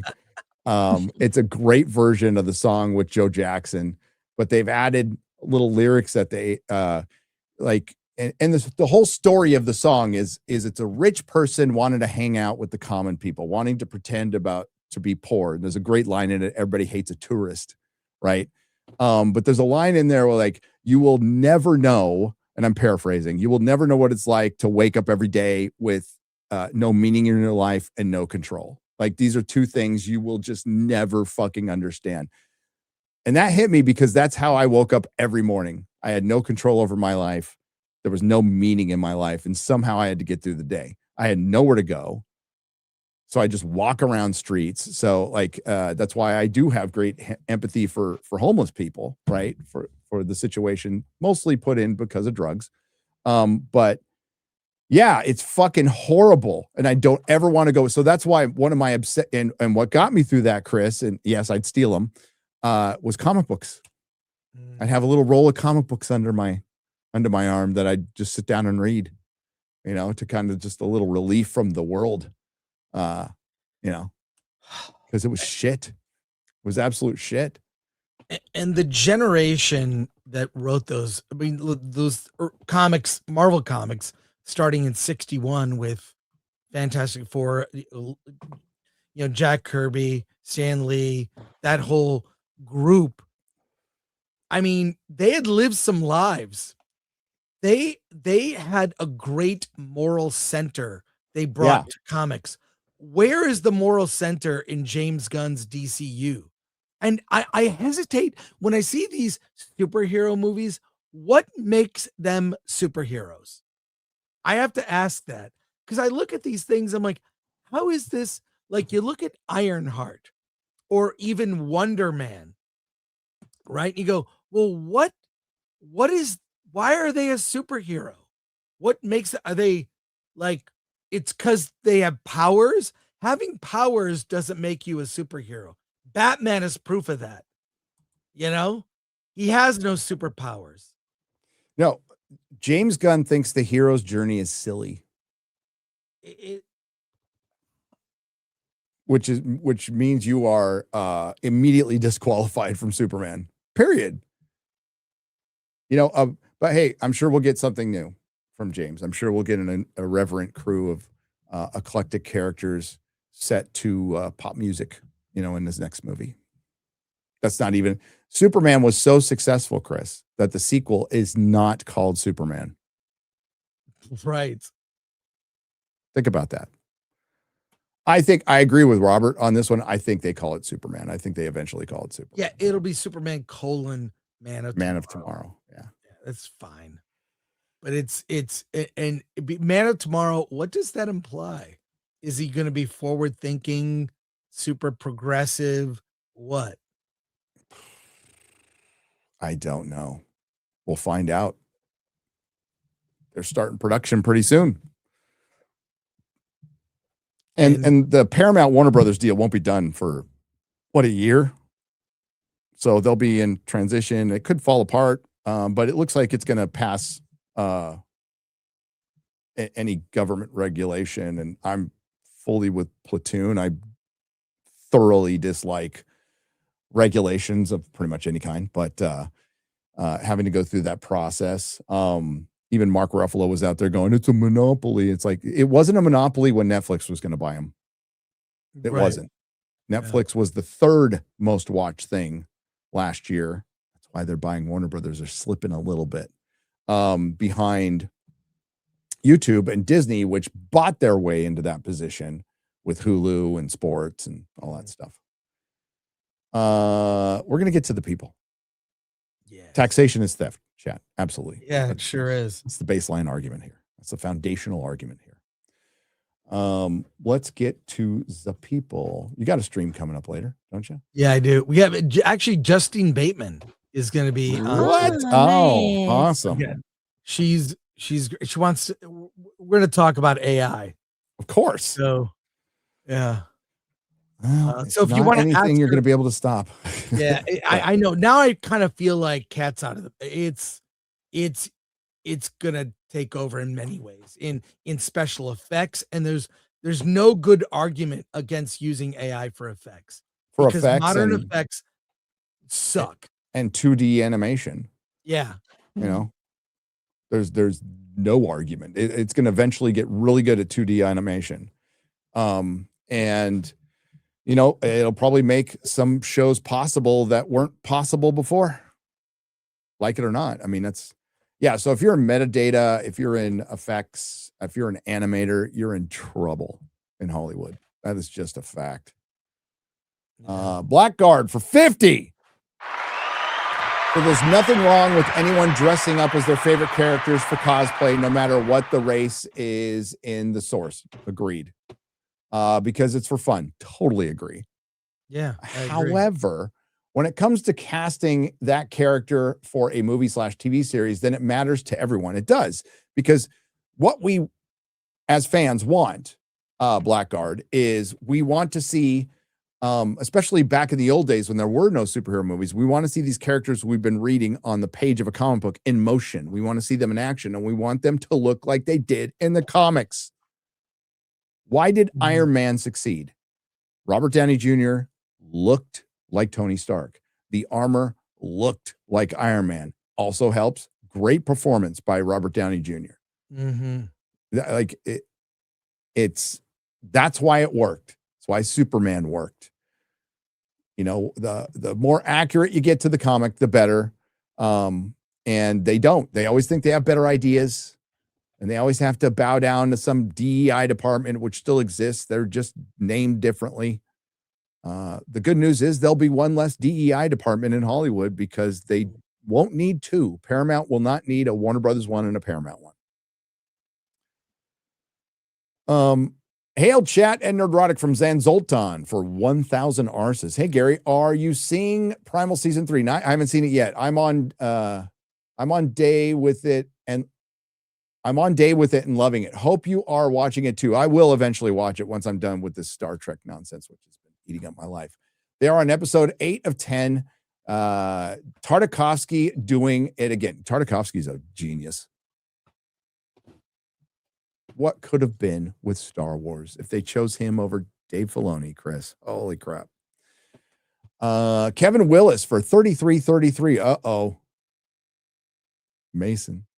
You the man, Gary. I'm guessing you got more money than me, but I'm still giving you some money because you're that awesome. Cheers. Thank you. I appreciate it.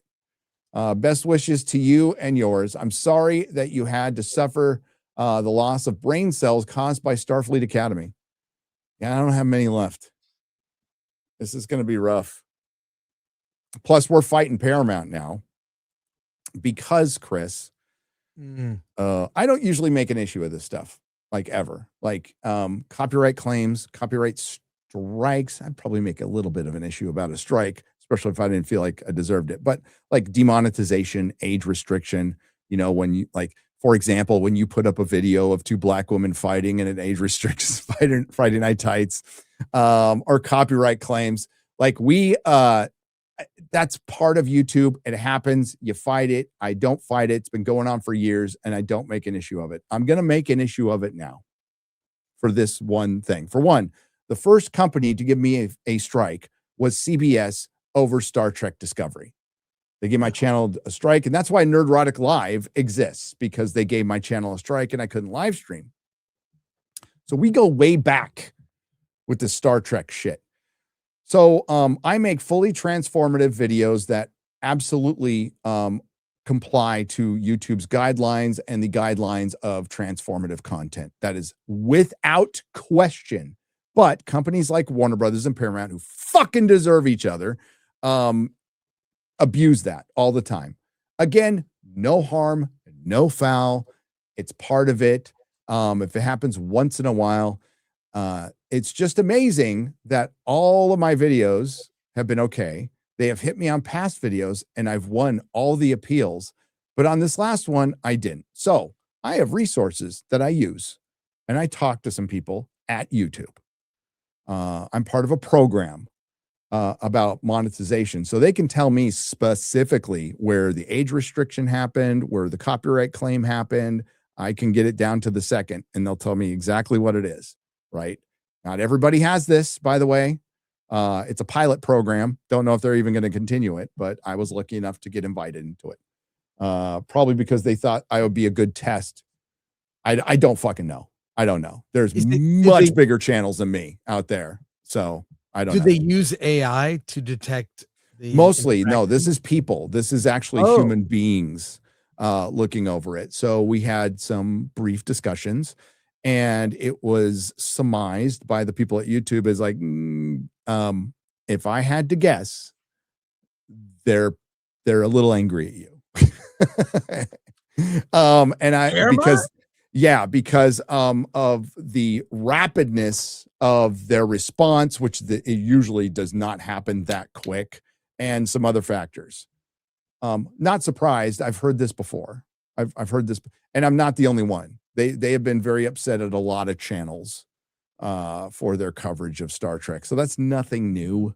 Listen, at Lucasfilm, this is a known fact now because Gina came out and talked about it. At Lucasfilm, she was specifically told not to follow Geeks and Gamers and Ryan Kinnell from Lucasfilm. So they're fucking aware. All right. They're aware. And fine, this stuff happens. I just want to make it clear, 100% clear, guys, that even though I'm not making a penny off the last video and probably future ones, the Starfleet Academy reviews will continue until morale improves. Fuck them. Wait, you're not? So they got demonetized? The last one did, and the next ones probably will too. Still fucking making them. Wow. Get fucked. I mean, in fact, your last one, I was so good. You just kind of just say what happened, and it's great. That's all you need to do. You just need to describe what happens in the show. I don't need to add a ton of flair. I'll just go, yeah, this happened. Pretty stupid. Pretty stupid. Oh, man. What is this? This is the future of Hollywood, Gary. Black boy rights, black girl rights, mentorship initiative. That's 2026 class. Nothing says inclusivity like segregating yourself out to do a specific thing for a specific race. Yeah. This was, I can't say who sent this to me, but they're like, this is This is where things are now. Yeah. Yep.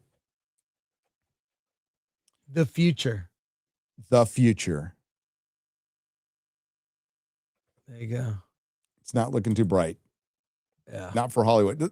Listen, that the whole point of my next video is like they never leer, right? They never leer. They never fucking leer. They deserve, like, you're celebrating people losing their jobs. Well, they had every opportunity to save their jobs and they were too stupid to do it. And I think a valuable lesson can be learned if they were smart enough to learn it. That maybe I should remember I'm in the entertainment industry and I'm not saving the world. I'm not being a hero. No. You animate fucking hair on Disney characters. Like, shut up. Do your fucking job. Live, laugh, leer. Exactly. Live, laugh, leer. We have such an important platform that we need to use, Chris, to better the world, to make the world a better place. That's some Silicon Valley shit too, by the way. That's where it comes from, is Silicon Valley. I'm going to use my platform as an actress who's known for getting her tits out to talk about Palestine and the atrocities of whatever country brown people are in today that I'm told to talk about, that I don't really know about because my assistant told me. By the way, did you see that boycott of Scream 7? Didn't go too well. Didn't go too well, I guess. Highest grossing Scream movie ever. 84. Is that the one? John Campea was losing his shit over that one. Why? Oh, you didn't hear the meltdown he had? No. He's like, oh, fuck. I didn't see, yeah. Well, you didn't see John Campea's meltdown over shit. I don't know if I bookmarked that movie's gonna make 100 million, over 100. I mean, Good. 84 first weekend, second weekend probably half that. Highest grossing in the series because they brought back Nev Campbell as Sidney Prescott from the original. Okay. Yeah, I know. Chris, I've only seen Scream 1, just for reference. They're fun horror movies. This one was kind of weak to me. The final ghost face reveal was disappointing, but bringing her back was fun. And, audiences did like it to the tune of 84 million. It shows you how, like, those kind of boycotts go like that. Like, it shows you how much people care maybe about that cause. This might be it. Hang on. Yeah. Talk amongst yourselves. Yeah, and that video you showed of the creator of, you got it? Okay. Yeah. Let's see it. Oh no. Let's see. I'm By the way, excited. this is the guy who calls us toxic, by the way. We are? Now, poor Rob is sitting here. I love Rob so much. Yeah, He's a good human being, man. He's a good human being. I feel like he's between two worlds. He's between two worlds. A little weird with politics, but I love him. Yeah. Here we go. The morning. I'm going to go into to spoilery detail. His high voice just irritates me. The morning. I'm going to go into to spoilery detail on this. You know why? Because none of you should go see this thing.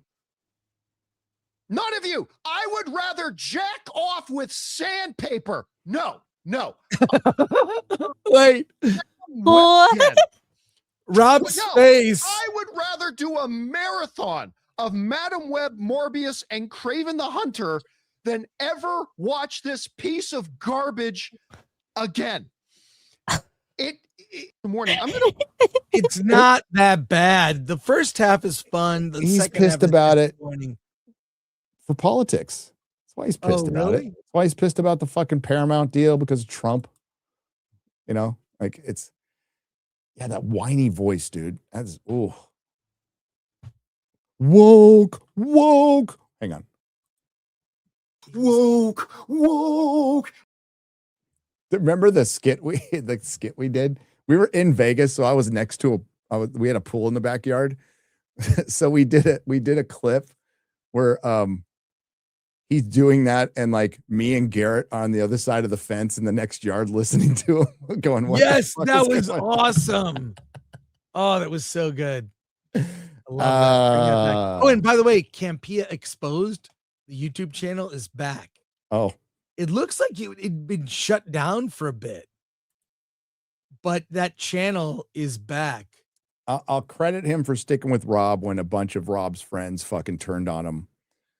Yeah. You know, he stuck with Rob. I'll credit him for that. But shit. All right. Mustang for $20 says you should have Jester Bell on FNT. I know Jester Bell. I know her channel. I subscribe to her channel. She has done some great videos about Starfleet Academy. She has. There's a lot of people making really Jay Longbone's doing a good job. Jester Bell's doing a great job. Disbrew, as lots of people out there. Bowles Trek, Dave Cullen. I watch them all.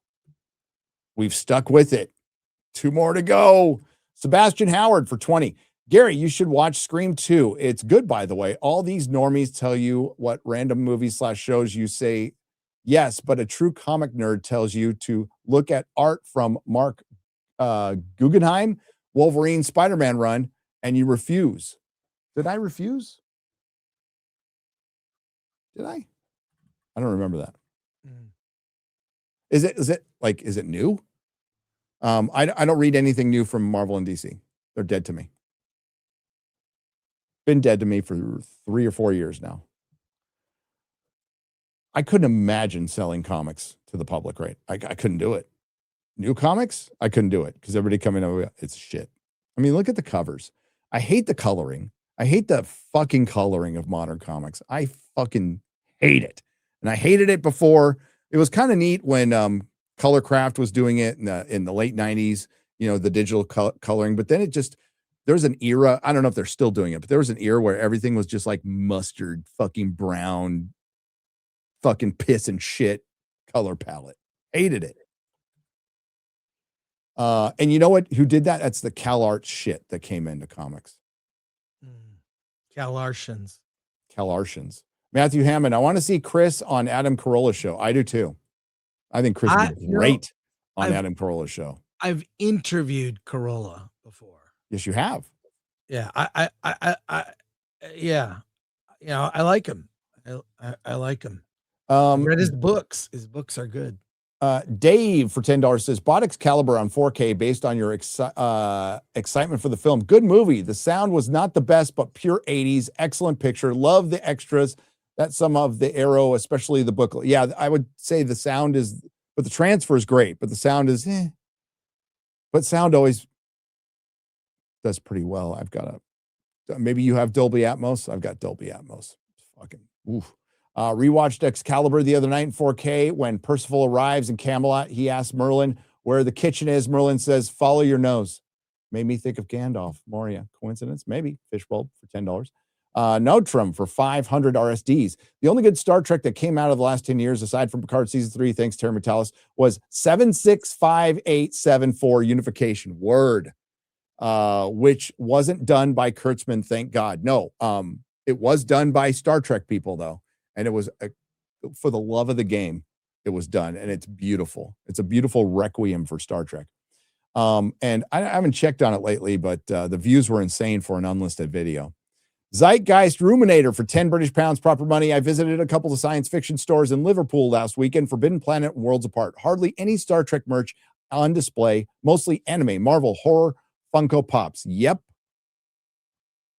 And the value of any Star Trek merchandise has dipped, aside from the Tomy, like expensive ships and stuff. Yeah. If you want to get figures on card now, like even the Migos, they're all pretty cheap. Wow. When old Star Trek used to cover politics, it was self-contained and well-written and didn't reflect the world we live in today. My favorite episode from TNG is The Measure of a Man from Notrum for 500 RSDs. I'm just glad that Lord of the Rings came out when it did, when all this cultural insanity wasn't the norm. Best series of all time, and it's not even close. I'll be showing the movies to my kids. Hell yeah. Thank you, Nostrum. Angst Kitten for $10. Gary, did you see the 2019 Watchmen show on HBO? Yes, I did. I'm not an expert, but it felt like it was a lead into all the racial storylines were pasted into a weak story about trying to deal with Dr. Manhattan's powers. It is the wokest thing I've ever seen, if that's even a word. It's an abomination, that show. It's fucking terrible. And it was so successful, Chris, they didn't need to do another season. Although it got renewed for another season, then they didn't make it. Druid Khan for 10 British pounds. If I wrote Force Awakens, I would have had the original cast meet midway instead of Han Solo, Leia, and Leia would have been killed, so it gives Luke a temptation to the dark side like Return of the Jedi. I guess we'll never know because they wrote what they wrote, and it sucked. So bad. Eric K. Mod, now that Robert Pattinson has come out as trans, can he play Batgirl in the DC Gun universe? Probably, but he's white though. Final Smash for $5. What's your hopes for -0? I know Chris has seen all the classic Godzilla movies. Have you, Gary or X-Ray Girl? I've seen, yes, over the course of my life, I have. What do you think about -0, Chris? I'm so excited. All we have is a tease, a title. That's it. There's a title poster. Nothing about the story. I'm sure we'll get a trailer this summer. I'm gonna guess, because it's -0. If you know anything about your Toho Godzilla history, there's a movie called Invasion of the Astro Monster, also called Monster Zero. And Monster Zero was King Ghidorah, which was on the Planet X in that movie. So I think, and also I went to a screening of Godzilla -1. The director was there. People did ask about a sequel, and they asked his favorite monsters, and he did mention Ghidorah. So I think King Ghidorah is in the movie. I don't know if any members of the current cast that were in the last movie will be in this movie. I also heard that it might be in the 60s, early 60s, like kind of that era that those early Toho movies. Yeah, there was a plot leak. Like not oh, a plot. really? There is There a was plot leak? a synopsis leak. That it's sometime after the war, and I'm forgetting the main character's name. Went off to raise the family and live in peace, and then he's brought back because Godzilla is back and bigger, and there's something else going on. Yeah, so I think there'll be other monsters. So again, just a theory based on things are right there in front of us. So There you go. it's like they're, yeah. So can't wait for that one. That's on my top of the list with Dune Part 3 and Project Hail Mary, which I've seen now and I want to see again. Oh, can you tell us? I mean, good, bad? Oh, great! It's great. It's a cliff notes of the book. It does, which is a movie. You know, Yeah. like for you watching Lord of the Rings, knowing the books, parts may be frustrating for you. For this, it was for me as well. But it's 2 hours 36 minutes. It hits all the main story points. I almost think for me it moved too fast, but because I know the book, it didn't bother me. And the one thing is, like, just that puppet, like, it just, you've seen the trailers. It's a really satisfying experience. And Awesome. I can't wait to hear what Nerd Cookies thinks. Yeah. He's all about it. So I just Gonna want to see see the movie again. And then there'll be two reactions. People who've read the book, people who've not, having read the book, loved it. Yep. I can't wait. The last trailer looked fucking great. Although there's a line in there I wish they would have saved for the movie, but Yeah, that's pretty they're funny. giving away too much, but Alan Terrell Ware has donated $2. Thank you, sir. B Chain 315 for $5. My best friend's mom lost her 3-year fight with brain cancer on Sunday. Fuck cancer bigly. Oh, I'm sorry, buddy. Sorry. Fuck cancer. B Chain 315 for $5 more. Virtue signal hard equals unintentional racism. Fucking hilarious. And that's what it was. That's what it is. And you're talking about the casting for A Night of the Seven Kingdoms. Kata, I'm going to read Kata's tweet.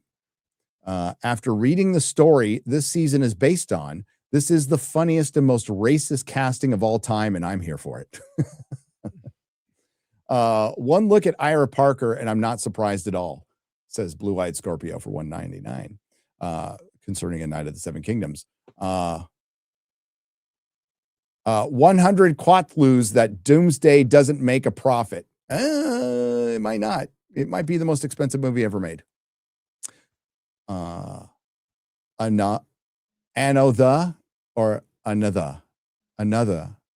T4. I just had a stroke. I have no idea. Snacks for $2. Will they show the Sir Bennis and Sir Tourette's duel? Maybe. Google Fisk for $2. Can't wait for Blue Sky CNN and singles of viewers. Yeah. Oh, the media is really worried about CNN, and they should be. The moral social currency provided to be counterfeit with the Duke University scandal and hands up, don't shoot. Yep. Oh yeah. I'll be right back, Gary. Be right back. It's okay. It's not John Davidson's fault. He's Scottish. I mean, we've been trying to say that. Wig Gore for $2 says, hail. B Buster for $5. Gary, do you know when the COAs from your book are going to be sent out? I don't, but I can check into it. I can certainly check into it. That is a good question. Mansfield time for $5. Shout out to No Black Pill. Put him in the box. Counterintelligent. Gary makes a cameo. AI music videos are getting good. Another one. Louisverse. Thank you. The Ron for €5 says there is still time to add a post-credit scene to I Swear Blu-ray edition, which includes the BAFTA scene, and then John Davidson will return in Doomsday. Fuck yeah, let's go. Indentured YouTube slave for $5 Australian. Chris Pine walked away from ST4 after watching Star Trek 4 movie after watching Academy and spoke to studio. They only seen it as a failed show, not issue with the current Star Trek. I wouldn't be surprised. There's just nowhere to go with the Kelvin timeline. There's nowhere to go. There's nowhere to go with Star Trek. There's the only option you have is shit can Kurtzman Trek, throw it in the Kelvin timeline and start over. And you might as well do something original at that point. What are they going to do with the movie? It's going to be an unrecognizable crew in a new ship in a Star Trek setting. That's not going to get people to theaters. It's not. American Flag in Darkness. Ooh, evil, says the Black Nothing. G-Man 963 for $5. I like my American flags the way I like my women, flapping from a pole. No, Chris was pointing out the subtlety of the imagery, which really wasn't that subtle if you think about it. And that happens a lot. As a matter of fact, that's how they portray the Nazi American flag in Watchmen, essentially. Oh, and then there was a Nazi American flag in Peacemaker. This is the correct way to use the flag. Go to any sports arena or martial arts studio. Stars are on the left. It's not. It's the lighting. It's the imagery around it that we were talking about. Yeah. It looks. Sorry, I just walked. Yeah. New coffee, but yeah, the way it looked was kind of like. No, they muted the colors in a menacing way. It was menacing. It's menacing. It's the way it was shot. It just it sickens me. The people in charge of these franchises feel that way. So that's all I'll say. Comic Raptor for $2 says, can't wait to watch Bennis ransack Osgree's tower. Mexi Rage, I don't care anymore. I feel nothing. Fuck my life. FMO. Good podcast. Good live stream with Ryan and Vera. These people write like the kids who first discovered swear words on the playground. I'm the leader. Nuh-uh. You have to follow me. The Black Nothing for $5. True. Jacob Wolf for $4.99. Lanterns looks too dark and gray. Bring back color to films and TV. Also, the Christy Gnome Sheriff looks insufferable. Yeah, I got that in one line. In one line. The Pain for $10. Star Trek Outline tells stories more faithful to Star Trek than Kurtzman. Or Star Trek Online. Sorry, online. Yes, it does. In this Lantern Corps, do you think they will have a white power ring? Me so trashed. It's James Gunn. Maybe they'll go to the Peacemaker world. Jack Random for $5. Check out the World War II series Rogue Heroes. Season 3 is coming out. Check out the trailer. No 90-pound women being super soldiers, just men winning World War II. Hell. Cougar for $5. Their three-time cancer survivor. Got my first comic at 7. At the moment was when I realized I was not like the other kids. I believe a man can fly. Hail for surviving cancer 3 times. Yeah. I remember buying my first comic, Marvel Team Up 42 from the 7-Eleven on Rancho Santa Fe Boulevard in San Marcos, California. And it had Spider-Man. That guy I kept on seeing on Electric Company. By the way, I didn't know the actor who played Spider-Man in the Electric Company passed away this year. Rest in peace. But that was my first look at Spider-Man. And the only thing I saw was that is the coolest fucking costume I've ever seen. I need to read it. And I did. Can you all recommend a good first-time comic book for a young man struggling with social anxiety? Says Geek Interference for $5. What would you recommend as a first-time comic? Ooh, that's a big one. God. Oh, man. I don't know. I got one. I always pass this one out. It's a trade paperback. Kurt Busiek, Alex Ross, Marvels. And it is a history of Marvel Comics through the lens of basically a reporter. And you're kind of outside looking in at the major events, early events of Marvel in the 60s. So you get Spider-Man, X-Men, Fantastic Four. It's really, really fucking good. It's a trade paperback. It's still in print. Pick it up. It's and the art is just next level. I hate Kevin Feige for $4.99. Hi, Gary. What do you think is the worst animated show for Marvel and DC? Worst animated Marvel show. Worst animated Marvel show. I'd have to think about that. I don't like anything they've done after they sold. That Spider-Man show that came out last year might be the worst. That was pretty shitty. Oh, that was so bad. That was pretty fucking shitty. Can't believe I watched the whole thing. Oh. As far as DC, I fucking hate what they did to the Teen Titans show. That I fucking hate that show. The original Teen Titans was great, but yeah. Harley Quinn's pretty bad too. Holy Movie Star for $5 says Joe Rogan has mentioned several times on JRA he originally wanted to be a comic book artist and still has some of his original artwork. No way, really? That's cool. I did not know that. Magnum Norris for $10. Star Trek from Kurtzman sounds like ass cancer multiple times for those who watch. I pity the fool. Joe the Mig for $5. How have they not announced a vinyl release for a Night of the Seven Kingdoms soundtrack? I don't know. The whole thing is absolutely sublime. I agree. It'll have to be some third-party company making it like they did with One Piece and House of the Dragon. Maybe we get it. I hope so.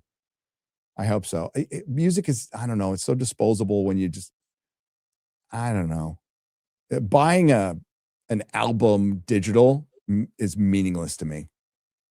Plus, you can listen to the whole thing for free on YouTube. M4A now. I don't know what that's supposed to. Me neither. Man Now for $2 says, until morale improves, let's fucking go. That's right. Any commentary on us going to war with Iran? Sebastian Howard, not really. None. Yes, I have none either. None as well. I'm a nerd. We talk about nerd stuff. Sebastian Howard for $2. It's got retro 90s art. Looks like McFarlane Larson. I like. Not sure if you guys discussed it yet, but Tom Sheridan's Lanterns trailer came out on X. Yeah, we watched it. We watched it. Thank you, Booster Gold. Rabbi Steve for $4.99. Thank you for the donation. I appreciate it. Yeah, I would find other people for political hot takes. I wouldn't know enough to talk about the complexities of all that, but we can certainly talk about Starfleet Academy. Patrick Redmond for $5. Now, if you want to talk about California state politics, let's fucking go. Patrick Redmond for $5. Gary, out of you, Disbrew, Drinker, Mahler, as Cullen, Kinnell, Reaper, etc., and others, what do you all consider the smartest, best, most? Who do you all consider the smartest, best, and most clever? Well, we're all going to pick ourselves, except for me. I'm a retard. They're all very smart and very clever in their own way. They all have unique aspects to being clever.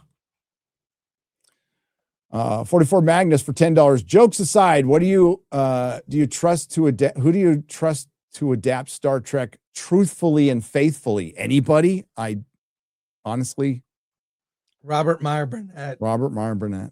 He literally. Can you imagine if they put Burnett in charge of Star Trek at Paramount or wherever the new company is? What kind of Trek he could make? If someone with that mind and that vision, that's immediately just put Robert Meyer Burnett in charge of Star Trek. You would get some fantastic stories, and he would curate a group of writers that would be amazing. Mm-hmm. Like just great minds. The name they're throwing around that I heard from somebody in the know is Ronald D. Moore to kind of run things. He wouldn't be a showrunner, but I don't know if he's changed. So I don't know. I mean, he'd be better than Kurtzman for sure. But it's like if we got rid of Kevin Feige, who would replace him? Right. Although, oh my God, yesterday listening to you guys talk about the Doomsday leaks. Oh yeah. It sounds terrible. And from what I've heard, they're pretty accurate. Oh, it sounds so bad, Gary. It just sounds bad. Now that comicbook.com's leaks was them kind of sorting out all the leaks that have been out there already. I don't think I heard anything new that I haven't heard before. I talked about the Tobey Maguire thing, Tobey Maguire's world getting destroyed at the beginning of the movie and at the hands of Wolverine and Deadpool. And I talked about like Thor having a battle with Doctor Doom with like the hordes of hell and then the hordes of Valhalla fighting each other. And I've been told the plot, there's like nothing to the plot. It's just getting people together to fight. Right. So but beyond that, some of that stuff was already out there already. How is this going to be fun? Just watching heroes that are beloved from, the Fox, X-Men, how is this fun? I mean, it was shocking at the end. That's a good question. Infinity War, when we had half the characters kind of fade away and they lost the fight, like little kind of a cliffhanger ending, leading into Endgame. I mean, Infinity War was amazing. It's amazing, but that's what makes it not the best Avengers movie, because it ends on a cliffhanger. Right. And leads into a movie that's weaker, a lot weaker. Well, except for that moment where all the women get together at the end. That was a great okay, shot. yeah, of course. That was awesome. But I don't see how this is fun for an audience. Like to see all these heroes die fighting each other. Like, how are their deaths? Everybody dies. They get brought back, but everybody dies. But it's just I don't know how that's fun. I don't know how that's inspiring and aspiring. You're setting something up. Hopefully the buildup is with Secret Wars at the end, and I can't tell you what it is, but I can tell you that if this is the ending I heard for Secret Wars, you will fucking hate it. Yeah, I think I hope they change it. That sounds terrible, but I'm trying to imagine that in normies and like. Did I tell you what it here? I can type it in the private chat and get your visceral reaction. I think maybe you told me or I heard it somewhere else, but how is this? It's just key jangling. You care about these characters going back decades now for some of them. You know what? X-Men was 99, first one. I just don't. I couldn't be less excited, and the fact that this is the multiverse saga, and Robert Downey Jr. is playing Doctor Doom, but he's not connected to Tony Stark in any way. Not connected to Stark. He's not a variant. So why is he playing Doctor Doom? Couldn't he have just come back to play Tony Stark? Wouldn't that be great? Like, or a variant Tony Stark? Who was it? I forgot. Was it Marv Wolfman or someone who said what the plot of the multiverse saga should have been is the main Avengers fighting variants of themselves? That would be great. Yeah, I don't know what happens in Secret War other than it's Battle World. I just know what happens at the very end. Which they could of course change, right? G for $10. I'm pretty sure Starfleet Academy is getting far more hate views from streamers reviewing it than it's losing them. Probably still not enough, but it doesn't chart. So it ends up hitting, I think at the highest I've seen it hit, and I track it every week, is number 4 on Paramount Plus. Now, Paramount Plus hasn't really released any big shows lately. And then it disappears from the top 10 on their own platform within 48 hours. It's gone. On their own platform. Pepsi Man for $2. Did you guys see Joe Quesada getting clowned on X? Yeah, Rich Evans like opened up a can of whoop ass on him, and he has been just he has been melting down. So Joe Quesada is the man behind One More Day. That is the point where Spider-Man as a character in the comics was completely destroyed and has not recovered. I lost. So we had a pull list. We had subscribers where people would leave me a list of comics for me to hold on Wednesday so they can come in and get their stack. So Spider-Man was the one I had the most subscribers to. I had in total at my store at the highest point 450 people with pull lists, and a good 175 of them took no, maybe it was more, took Amazing Spider-Man. It dipped under 100 after that day. Wow. I lost almost half my Amazing Spider-Man customers in one fucking day, and they never came back. They were pissed. Wow. When that series was done. When it was all said and done, I lost money. Every comic shop lost money. People were pissed. It broke Spider-Man. It was one of the dumbest fucking things, and it's because Marvel is obsessed with having Spider-Man fucking date. They can't have him in a relationship. They think that puts them that really puts them in a hard spot to tell an ongoing story, which I just think is horseshit, absolute horseshit. And the fans have wanted it, the marriage back forever, and they tried to make excuse like, oh, the marriage was only supposed to be in the, and it was only supposed to be in the newsprint version, you know, in the papers. but they carried it over. They had a big issue, and it was part of everybody's Spider-Man forever. And they got rid of it, and the editors don't listen to the fans. They don't care about the fans. They think they know better than the fans. The people running Marvel, they all need to be fired. They're fucking terrible. Look at the state they're in. Look at the state that Marvel Comics is in. It's a joke. It's a fucking joke. Spider-Man, one of the most well-known characters on the planet, cannot sell books, cannot crack 100,000. That is fucking embarrassing. And Joe Quesada is responsible for it. Joe Quesada did a lot of good things, bringing back Marvel back from the brink. But then I think he started to like the smell of his own farts a little bit too much. So he's getting ruined on Twitter because Spider-Man fans remember One More Day. That's why when you hear Brand New Day as a title for a Spider-Man movie, it pisses us off because that's what followed up after One More Day. Well, you say Rich Evans is going after him, like Rich Evans. Rich Evans went after him in one of their videos from Red Letter Media. Yes. Oh, well, I haven't seen it yet.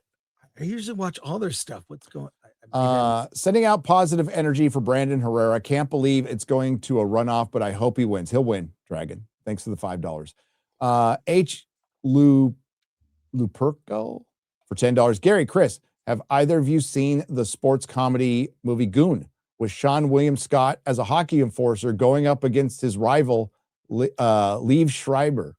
10 out of 10 recommend. I haven't seen it, but I'll watch it. Great. It's one of the great hockey movies. I'm a fan of Slapshot. Goon is awesome. John Babb music for $20. After seeing the leaks of the Doomsday plot, I was disappointed. Robert said he would be excited for this movie. LOL. If you and Chris were the Russo brothers, what would your script for this cohesive movie be? I wouldn't do this movie. Yeah, I was gonna say I wouldn't do it. I wouldn't do it. I mean, introducing Doom and he's the new big bad because your Kang didn't work out. Which now, do you know the actor who plays Kang? Yeah, he's going to be on Daily Wire. He's doing a Daily Wire movie. Well, why? Just because he's canceled? I would introduce Doom as the big bad and have him. Okay, here's what I do. Doom rises as the big bad. He kills all the new Avengers. He kills Shang-Chi. He kills Yelena. He kills everybody except for John Walker. John Walker lives, and he lives long enough to get back to the real Avengers and help them and reassemble them. They go back in time. They get Captain America, and they fight Dr. Doom. That's it. The original Avengers. Yeah. And you bring back fucking Robert Downey Jr. plays Iron Man. And he can play Dr. Doom too. He can play both. I don't give a fuck. But that's what I would do. I'm just curious what the Russo brothers pitch to Downey was. He's won an Oscar now. What does he have to prove? He's getting a lot of money for not a lot of screen time. I was trying to check with our mutual friend, because he told me that the only time Robert Downey Jr. is on screen is when his mask is off, which is, I think, once, and in the scenes where Doom is with Captain America.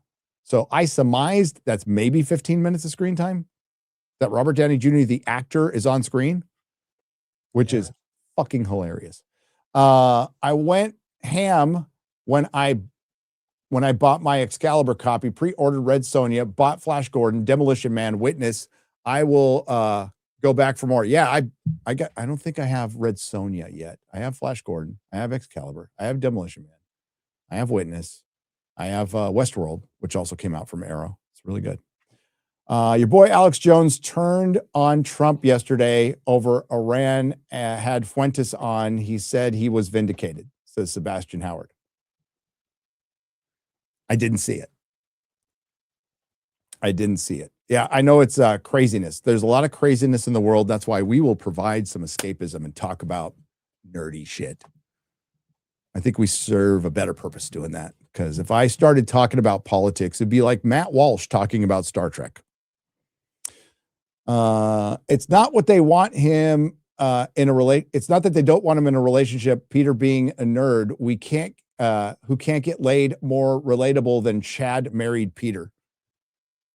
No, they didn't want him in a relationship. That's specifically what it was, Sebastian. They didn't want him in a relationship so he could date Black Cat and get into the soap opera bullshit that they like to get into. I know that 100%. Kind of with Chris on the internet thing, it's like leaving your kid on a New York City street corner or worse. Says Magnifico Giganticus. Rabbi Steve for $4.99. Missed if you answered. Have you seen Pendragon Cycle on Daily Wire? And once again, waiting for Nerdrotic. Really read it twice. Any chances of an audiobook? Yes, audiobook will be coming soon. Well, not soon. A couple 3 months. I was gonna say I gotta read it. Oh my God. It's gonna be a nightmare, but I'm gonna do it. Oh. I've been waiting to watch the rest of them with my wife because there's certain shows I just watch with the missus. So we saw the first 2 episodes and it was all right. It wasn't as Chris, I thought it was going to be dog shit. It's not dog shit. It's not dog shit. I'm disappointed those first 2 episodes didn't grab me.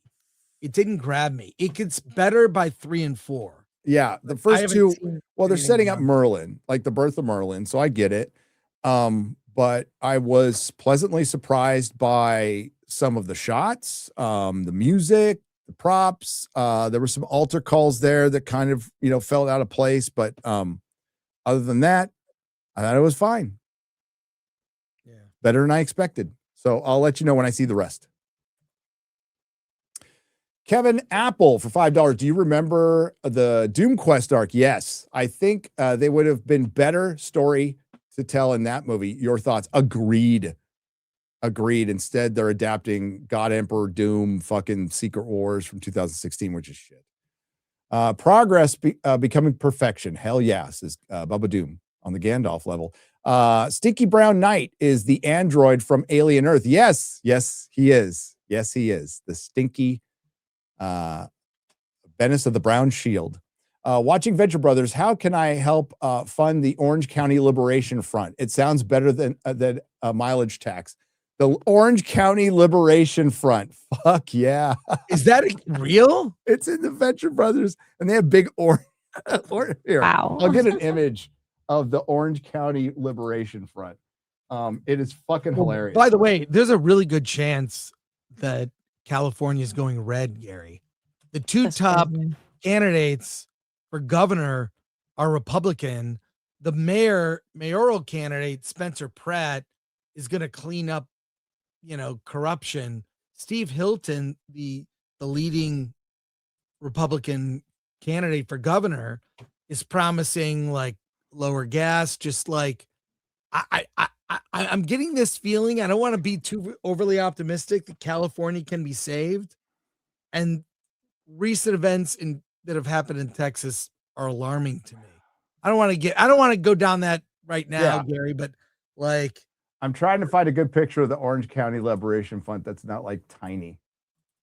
Okay, I'm gonna try to find it. I can find it. It's just they're all part of stupid websites.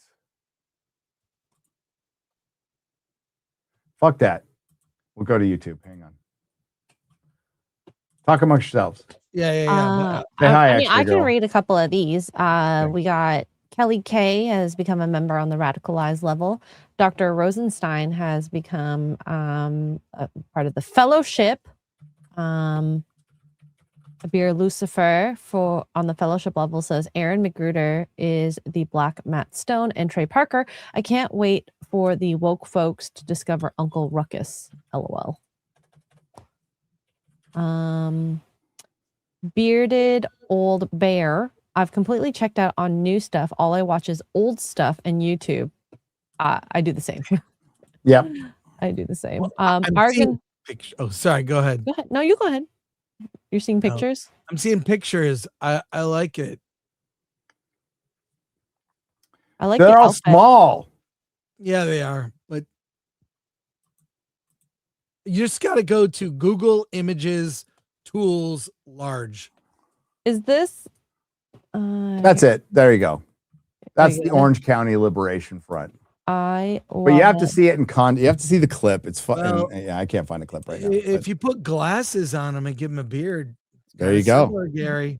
No, the Orange County Liberation Front is I great. like the orange helmet. There you go. It's good Oh. shit.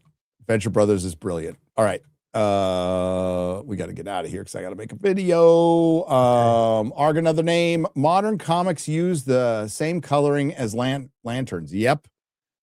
Steel leg of history. I can never thank you guys enough. I wish I could be there at the meetup. I'm sorry, buddy. So much happening this year. I just couldn't do it. I'll do it. Just couldn't do it. Will next year. Absolutely. It's fine. Sorry you can't make it, brother. We'll miss you. Would love to hear your thoughts on Daily Wire's Daily Wire. Pendragon cycle, which I talked about. Welcome to the radicalized level, Patrick. I got 2 copies of your book. Thank you. One to read and one to keep sealed. Gary, you've got my favorite channel on YouTube. Oh, thank you. Hail the fellowship. Blood Viper? Blood Viper. Thank you, brother. Yub Dub for $5. Gary, I watched I Swear yesterday. What a great movie, especially the court scene. Yeah, the court scene. Ooh, good stuff. All right. Is that it? Yep. That is it. All right. We're going to wrap it up. What do you got coming up, Chris? Hollywood on the Rocks today. Alan and I will talk to Justine Bateman. We're kind of, our Wednesday show is evolving into deep dive interviews. We had Roger Avery a couple weeks ago, and then Jim Agnew, and now Justine Bateman. So if there's people you want to see on Film Threat, let us know. We want to bring them on to inspire you, give you information that can help you get through what we're going through. So there you go. Excellent. X-Ray Girl. Extra Girl everywhere. I'm going to be doing Poor Choices tonight and Resident Evil Requiem later on, earlier in the evening before that. So yeah. Great. Yeah. So I guess what we watched was the leaked trailer. I guess they And then they trailer. released it because And I then they think just released it. Yeah. I think they accidentally made it public on YouTube. Oopsie doopsie. So that is the trailer. That is the trailer. Yeah. Oh, God. Oof. Sensei Sharkbait says, Gary, which dog will you sacrifice to Extra Girl next? Oh, that's gonna be tough. probably Maris. I mean, she's lived a good life, so She's so There you pretty go. though. yeah, she's the cat dog. So I'm working on a video about Hollywood. Then we'll get back to Star Trek, and it's the WB Paramount sale, but it's a bunch of other stuff. We're kind of wrapping up the year in Hollywood for the first 3 months. Considering that not up until Project Hail Mary comes out, they have not had a movie hit $200 million worldwide yet. That's sad. It's pretty sad. It's pretty sad. What else was I going to say? Oh, there's the GoFundMe with my wife. Yeah, thanks everybody for tuning in today. We hope you all have a great day. Oh, Thank great. you to the Nerdrotics. Thank you to everyone who left a super chat and donation. You help keep the lights on. Thanks to all the lurkers out there. We love you. And we will see you next time. Bye. Later.